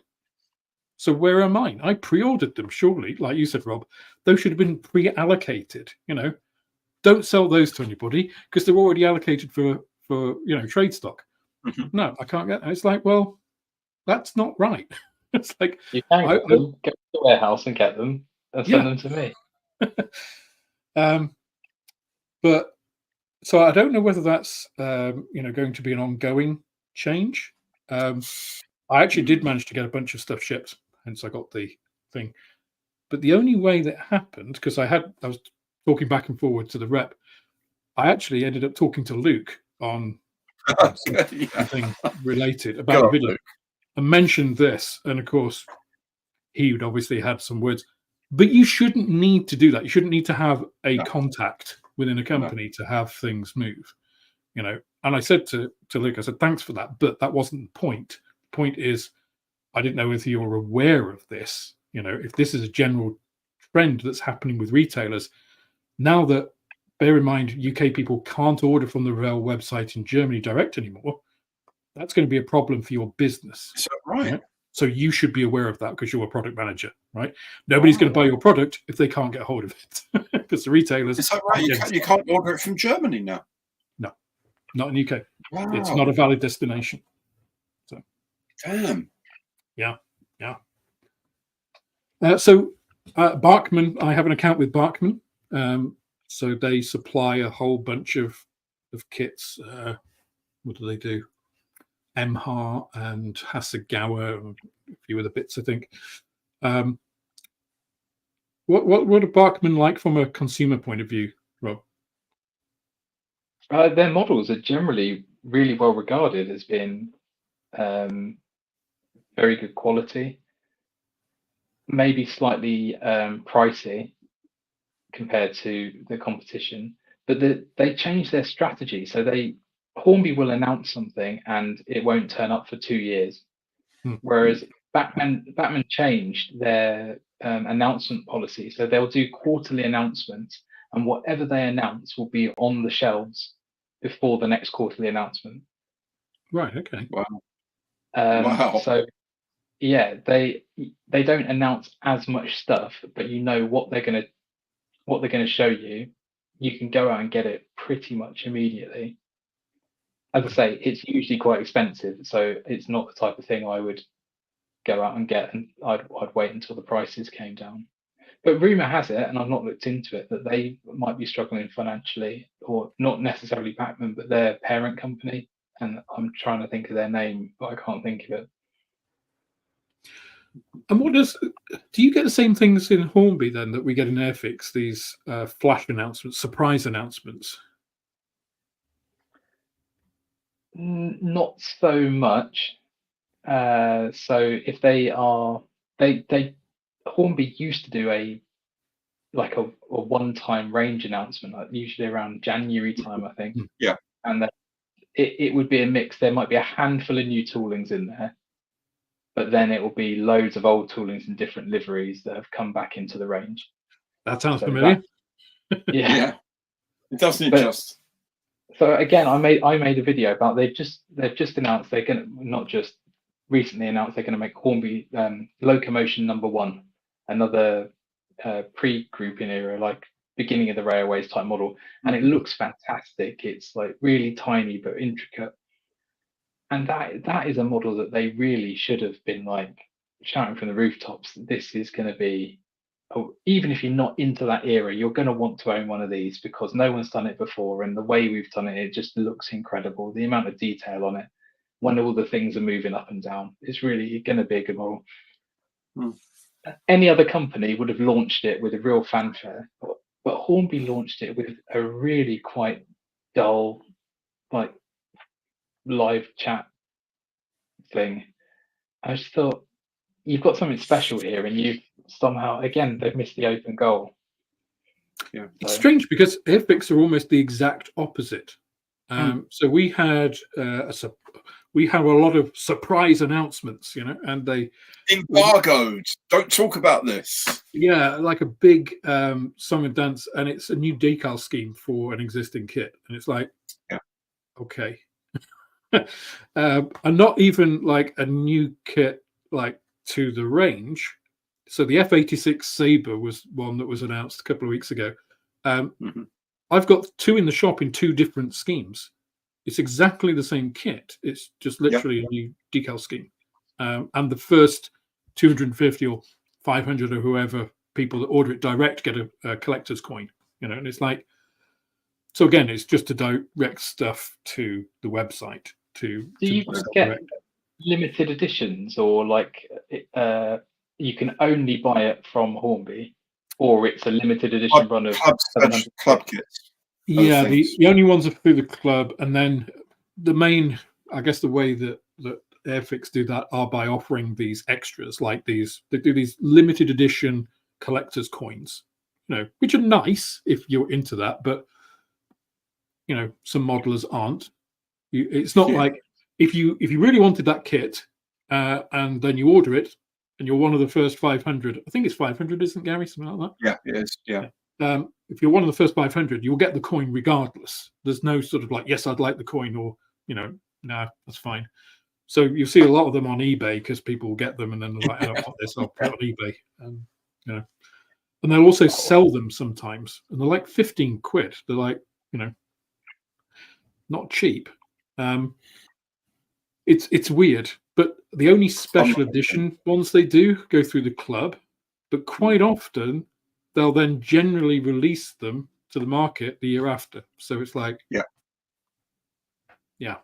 You're basically just getting, or it'll be special schemes for an existing kit. Like this year, it was the Spitfire PR19 and the Typhoon in D-Day markings that you can only get with this kit. Well, yeah, but I've done a PR19, I've done a Typhoon. It's just a different set of numbers on the side. It's not that unusual. You know what I mean? It's not great. Hornby went through a phase where everything was a limited edition of 1,000. It came with the certificate signed off by Simon Kohler. Well, they did the gold-plated thing, didn't they? In goose quill. No, literally, I've had customers come into the shop talking about the gold-plated edition. The gold-plated one. And do you guys get so obviously in the railways range we get like the Beatles branded wagons or the Coca-Cola range, which it's all it must appeal to someone because it's selling, Yeah. but well, The last thing I think was probably the Motorhead Heinkel 111 on the anniversary of the Bomber album. It's got to be about 4 or 5 years ago now. That's the last thing I can remember that was really. Was that airfix? Was that airfix? Yeah, Really? airfix. They did Heinkel 111. If you know Motorhead's Bomber album, it has a Heinkel 111 with the band in it, and it's all the markings. And they did one with the They just Motorhead copied logo Revell on it. then, because Revell did the Iron Maiden Spitfire, didn't they? And they did the 747. And the 747, the tour 747 and everything. Yeah. But that's the last time I saw FX do anything like that. Yeah, maybe it wasn't successful. That's why they didn't do it again. Every range that we have in the railways world includes some of this novelty tat. Novelty tat. Yeah, is that how they sell it on the Hornby website? Novelty tat. That might work. That's a marketing strategy. I think it would. Maybe you should suggest that. Here we go. Blackman is owned by Cada. Cada has a big building in Hong Kong which is depreciating, not fully let. This has led it to be loss making recent years. Okay. So it's unrelated to the retail business then.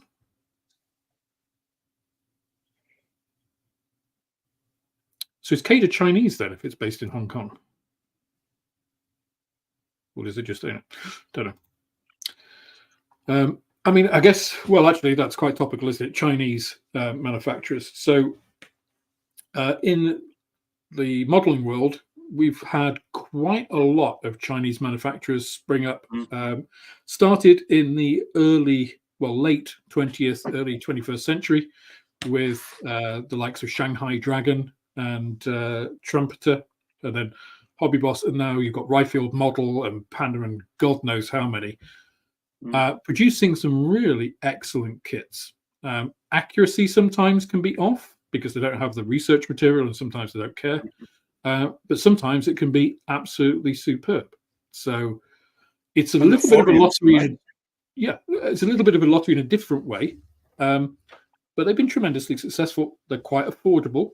But they also appeal to the high-end market. So some of them, Ryfield, for instance, it's pretty high-end stuff. Meng do some pretty expensive high-end kits, very detailed, full interiors. Do you have the same thing in rail as well? Not so much. No, as in, so these are manufacturers that are based in China and are like sort of proudly badged as we are a Chinese manufacturer. Interestingly, so Trumpeter, Hobby Boss, and a company called I Love Kit, which is actually I with a heart kit in a little sprue frame, which is very twee. But they're all the same company. It's a massive company called Zhongshan Yatai, which actually makes masses of things like electric motors for boats and God knows what. They got this ginormous factory in China, which makes, must make thousands of these things.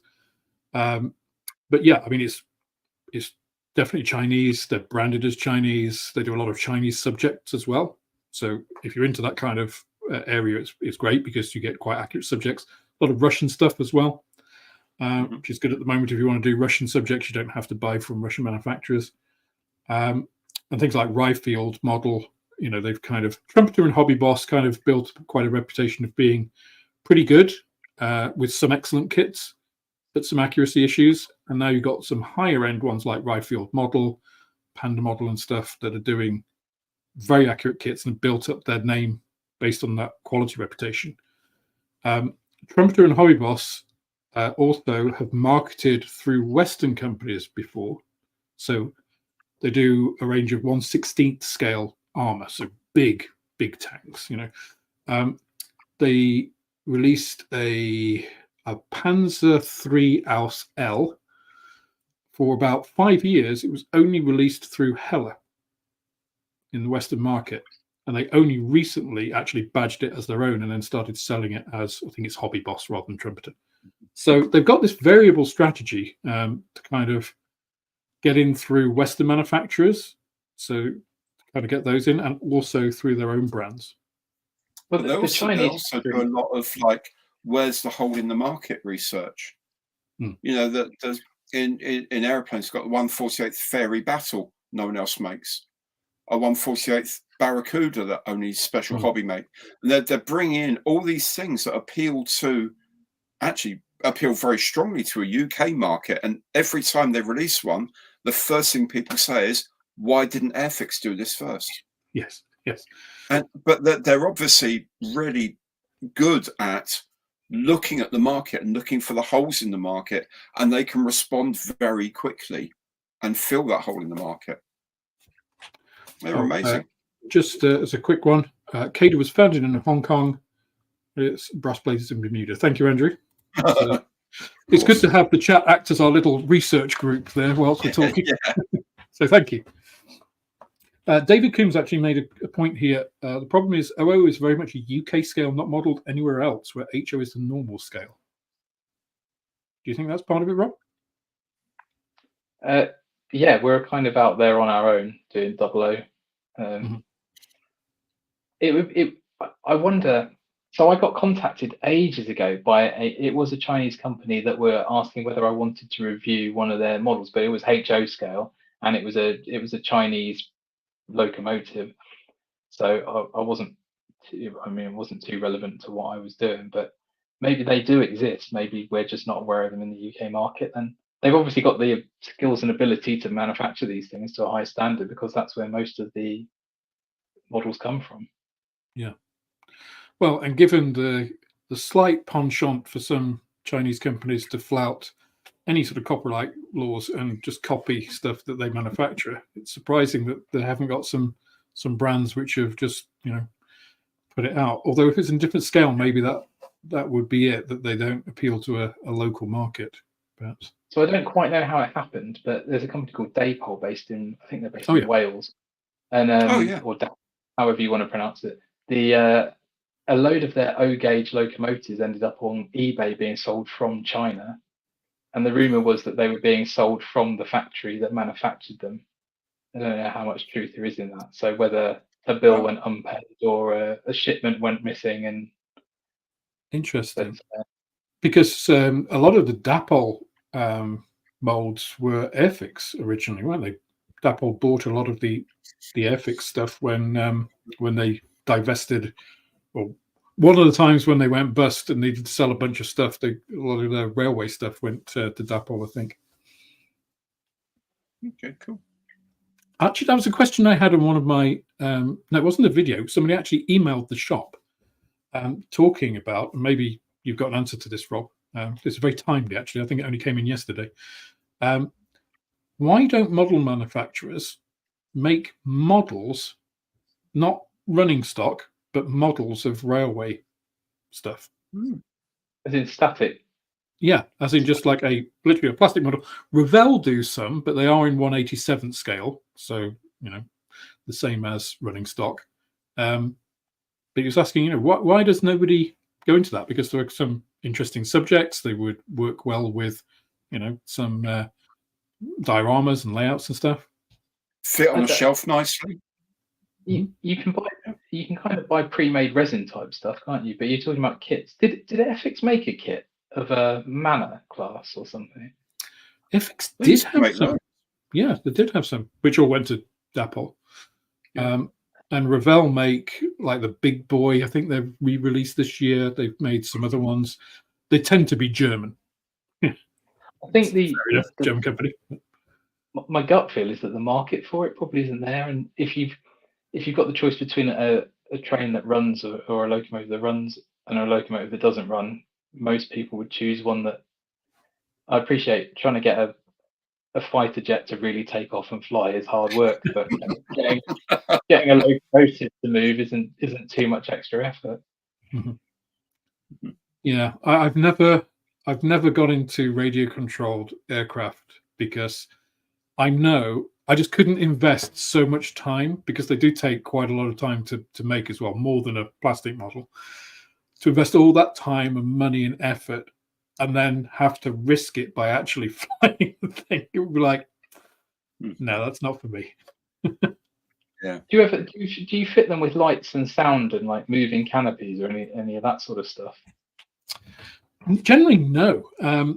There were was it Revell used to do, because my dad did it. It was a see-through Mustang. Must have been like the 70s. That had a prop that spun and the undercarriage could come down. It's all electrically operated. I saw one on Facebook just the other day. In fact, this morning, I think. Yeah, I put a little light in my little one-man submarine. Oh, excellent! Oh, is that the ICM Mulk? Yeah, the Mulk submarine. Excellent. Okay. It's the only way you could ever see anything in it, isn't it? You can't see anything in it, but the light's there. But I mean, people do. That's my next project. I did that because I wanted to start getting to learn about LEDs. The most recent Avro Anson 148 from Airfix. I want to make one of those. I want to do the navigation lights and the landing lights, but also they model the angle poise lamp that goes over the navigator's table, and I want to put a little LED in there over his map and the lights in there. So I'm starting to do that. There's a whole load of one of the guys at my local modelling club has done. In 2001, the guy goes off in his little pod. Yeah. So that the robot can't see him or whatever. He's modelled that pod in incredible detail and lit it all up with LEDs. Looks absolutely amazing. Absolutely incredible. Pod bay doors, Hal. Yeah, that's the one. So Hal couldn't see him. So I think, Rob, it's become more popular in recent years with the advent of very small LEDs. Oh, yeah. The kind of general knowledge of being able to do this and people doing it. Nothing's like a millimetre square. Yeah, that LED in there. Shout out to Sully Scale Models. He's just done the I think it's 1/35th scale Lancaster cockpit model. All right. And he's done exactly what you've just said there, the angle poise lamp over the navigator's table. He's put LEDs in the whole thing, and so it all lights up so you can see. He's got the crew in there. It's called Bombs Away, if you want to check it out. I think he put the video up last week. I think so.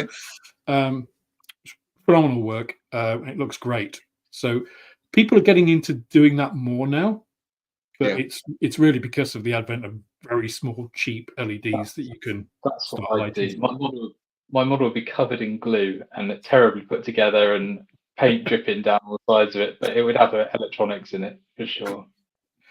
Yeah, Revell also do sell kits called Technic kits, which have a lot of that in them, but they're enormously expensive compared to the standard ones. So they do a 1/32nd scale Spitfire, which has lights and sound.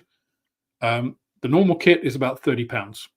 The Technic kit is £130 for a bit of an engine sound and some LEDs.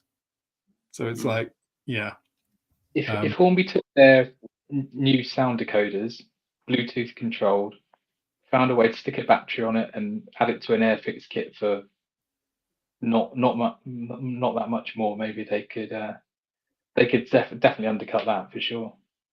That could work actually on the 1/24 scale stuff for sure. Definitely. Yeah. There's a group build on the Models for Heroes guys got gifted a whole bunch of Japanese Zero fighters, probably about 1/24th ish. I don't know if they were like originally a part work series or what, but they've got the whole sort of wheels go up and the things on perspex stands and it goes left and right and the propeller turns, all the lights go on and the lights flash for the machine guns firing and stuff like that. I mean, it's all very, very pretty. It's like a film prop. Although a lot of them say they don't work properly, it's quite cheap electronics. But it's possible with larger scales. It is definitely possible to do things like that. I just don't think many people are that bothered by it, to be honest. Yeah, I Interesting. don't know. yeah, I think so. It might be because with railways also, the as you said earlier, it's very easy to get a railway train to go around a track. It's not so easy with that remote control to get a plane whizzing around. And so it's easier because it's supported on the ground anyway. You don't have to worry about the noises and all that of it actually moving. Whereas if you've got a plane, you've got the sound of the motor that's actually making it move, rather than the MP3 of the sound of a certain engine making the whizzing noises as it goes past. And I think if you were talking about armor, then you've got the tracks to deal with, and which are a bone of contention amongst many modelers anyway. So, an interesting story about that, actually. A very good friend of mine, his father during World War II, one of his jobs was on the deception thing before D-Day. And what they used to do is drive around on a Jeep with this device on the back and play the sound of tanks moving past. Now, to record the sound, they used 35mm film stock from movie cameras, because in those days, the movie cameras recorded the soundtrack as a physical, like an optical signal. Oh, really? And it was really, really high fidelity. So the actual film bit was completely blank. It's just this stereo track of the sound of tanks. So like sort of 800 feet of Hollywood quality movie stuff on the back, and just playing the sound of a division of tanks moving past in the middle of Dorset. Like that. Yeah, brilliant. Good stuff. So just put, if you want to look at the lighting and motorizing kits, Fowler Model Building Range are fantastic in HO. Okay. And Ian says, my city train in the 80s had headlights. Yep. They are still probably using that mold and selling it for ridiculous prices. Yeah. I bet it's not advertised by Jimmy Savile like the old Intercity 125 is, though. Used to be. Okay, Alex, congratulations on being demonetized right there. Yeah. Back before people knew what he was. Yeah. If you can't build tracks, you can't have a tank. Well, yeah. That's harsh. But I think it's I mean, building tracks and building workable tracks, two slightly different things. But, yeah. Well, one thing I'm building this week, actually, for my channel, is the quick build Tiger 1 tank. It's essentially fancy Lego, but that comes with working tracks. And they're brilliant. 2 hours, and you can build a tank that's actually not that bad, that actually moves, you know, you can whiz it up and down on I haven't got a motor, obviously, but, you know, they're brilliant. Absolutely brilliant little things. You see, that is, and maybe this is the difference, Rob. You see, I have absolutely zero interest in the quick build stuff. It's just like, to me, it's kind of a stepping stone for children to get into modeling. Is kind of how I look at it. You know, because Moss said to me, "Oh, you got to try a quick build." You know, and it's like, fair play. I can't really criticize it until I've actually tried it. And I tried it and was just like, nah. This is just like, you know, maybe even if I was 12, I wouldn't really be into this, you know. Yeah, but if you're 8, you would, and that's your customer in a few years' time. Yeah, I get that. Hopefully, that's the plan. Yeah, it's quick. Are we quick? Are we talking like half an hour, or are we talking like? Yeah. I can build that Tiger in 2 hours, and it's a pretty good 1/35 scale Tiger tank with working tracks, turret, and all that. 2 hours tops. You see, I think there's a definite market for that kind of thing. I mean, actually, I just did. It's like Lego Technic, basically, but more accurate. You go. Okay, like does it clip together, or have you got to glue it? Yeah, it's pushed together, and the result is a very good 1/35th scale Tiger tank. Not the best, but not the worst either. So I was And you sent. can take it apart and rebuild it like Lego. I was sent this thing, which is basically it's called Rio Bricks, which is like Chinese Lego. This thing, which I'm editing the video at the moment. Actually, I'm just going to put the build on. I don't think I'm going to narrate it. I'll just let people watch it. But it's a sizable thing. You know. I wouldn't have bought it unless it was sent to me. But some people, if you're into Lego and want this kind of subject, it's that took a lot more than 2 hours. That's not a quick build, but it also comes. The bit that I was more interested in is actually it's a World of Tanks one. Oh, so it comes with a download code with a load of stuff for World of Tanks, which I do play. So that's a bit I was wanting. But I mean, it moves. It's got opening doors to get inside and all that kind of stuff. So it's not for kids really. It's more for Lego enthusiasts, that kind of thing. But I think it's kind of adjacent to our hobbies rather than being kind of modeling per se. Hornby have just brought in a new role called Head of Insights, and it's been filled by someone who used to work for Lego. And really? I can't remember the exact wording, but I think one of their first observations were that how Lego did really well when they started doing like the Star Wars kits and the Harry Potter kits, and basically picking. I think their suggestion was maybe Hornby Airfix or Hornby Railways should be exploring those avenues more. So when you'll start to see Airfix producing, I don't know, they already do film related stuff, or is it? No. You see, Revell have a lot of. Yeah, Revell do. They do Star Wars. They do James Bond. They do Star Trek. They've got a lot of franchises. Revell are very good at getting, license agreements with big companies, with Disney and stuff. So they did the Mandalorian stuff recently. They even did the Boba Fett, which was a terrible, terrible series.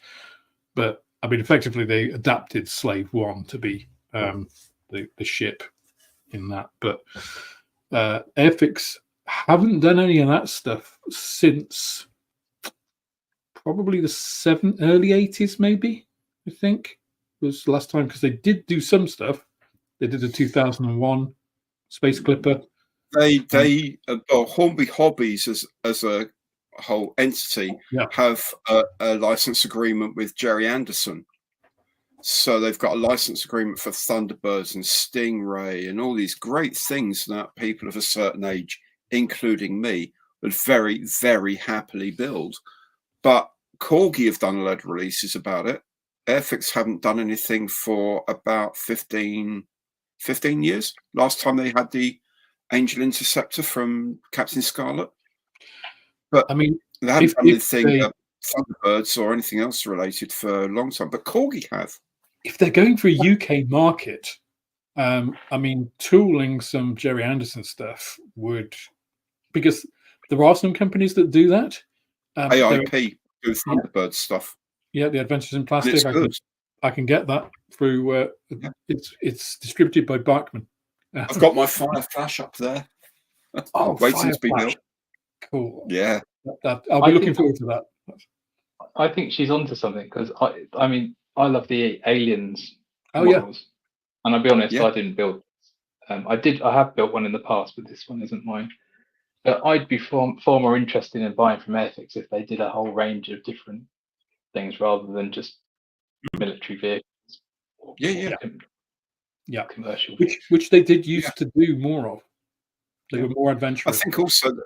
I think having chatted with a few people there, I think there is a feeling, especially when they do these Aldi and Lidl special offers at Christmas and all that, where they sell these kits really cheaply.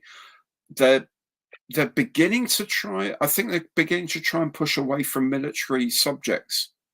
I think a lot of younger parents nowadays aren't that keen on celebrating military stuff, and more general things are there's still like the craft of building a kit, but not necessarily of a tank or a warplane. Maybe the Spitfire's probably the one sort of thing that will always be built, but I think there is a general shift away from the militaria. And I think, can tell you, Gary, you're 100% right. I have people coming into the shop, and you can guarantee, you get a feel for this after a while, like with anything. If I get a lot of like guys coming in who have done models or want to get back into it or do models with their son, daughter, whatever, and they will go around and look at stuff, and it's usually military stuff. And then you'll get a family that will come in, and they'll come in, and usually it's the wives, partners, whatever. And I'll be like, it's a lot of war stuff, isn't it? And what they usually end up buying are the airfix starter kit cars. Yeah. Which supercars. Are, current or E-types. Actually, the E-type Jaguar doesn't sell badly. The minis as well, because they're recognizable. So it is more those neutral ones. The other thing that people always look at in the shop, if you get a family in, it's a very different experience than if you get like Marvelism. The Star Wars stuff, I've got a Star Wars section, which is it's all Revell, Bandai. That always gets the look in. Also the Meng Dune stuff. Or the Spice Harvester and Ornithopters and stuff. But yeah, it is. And commercial aircraft, 747s, Airbuses and stuff. Whereas, one side of the shop is military vehicles, doesn't really get looked at. And then, the cars at the end of that, they'll look at that bit. So, yeah, it's interesting to see the different patterns. So, yeah, I think an Airfix are noticeably absent from those sections. Absolutely. Just those starter sets, and then it's basically, military. The odd shit. Or very old toolings. Yeah. So, okay, well, we have gone past the witching hour, coming up to 10:15. So I think it is time to call it an evening. Thank you guys for staying around. Fair crowd in tonight. So thank you all for sticking around and listen to us rabbit on about the state of Hornby, the general industry, some of the factors. And another thing. We'll do that in the after party bit. If you've got any additional thoughts, if you're watching this as a recording, please put your comments in the comment section for the video below. I'll link Rob's channel, Little Wicket Railways, in the description as always. Check out his video on Hornby, and if you've an interest in the wider railway modelling, in those as well. Gary, of course, you all will know, I'm sure, but obviously I'll link his channel as well. And I'll be looking out for that Fireflash build when it comes up, Gary. So yeah, get cracking. I'm thinking of doing that over the Christmas and New Year thing. Oh, nice. Actually, yeah, that'd be good. To cover just like little gobbets of it for 12 days. I don't know. We'll see how we go. The 12 days of Thunderbirds. Yeah, absolutely. Okay, buddy. Well, thank you very much, and hopefully, Rob, you'll come and join us again, wittering about various bits and bobs. Yeah, it's been great. Hopefully, with more positive stories about Hornby. Fingers crossed. It is positive. It's all positive. It's just a little bit frustrating at times. Yes. Yeah, definitely. All right, guys. Well, have a great rest of your week and enjoy the weekend when you get there. Until that time, cheers. Bye, everyone. Bye.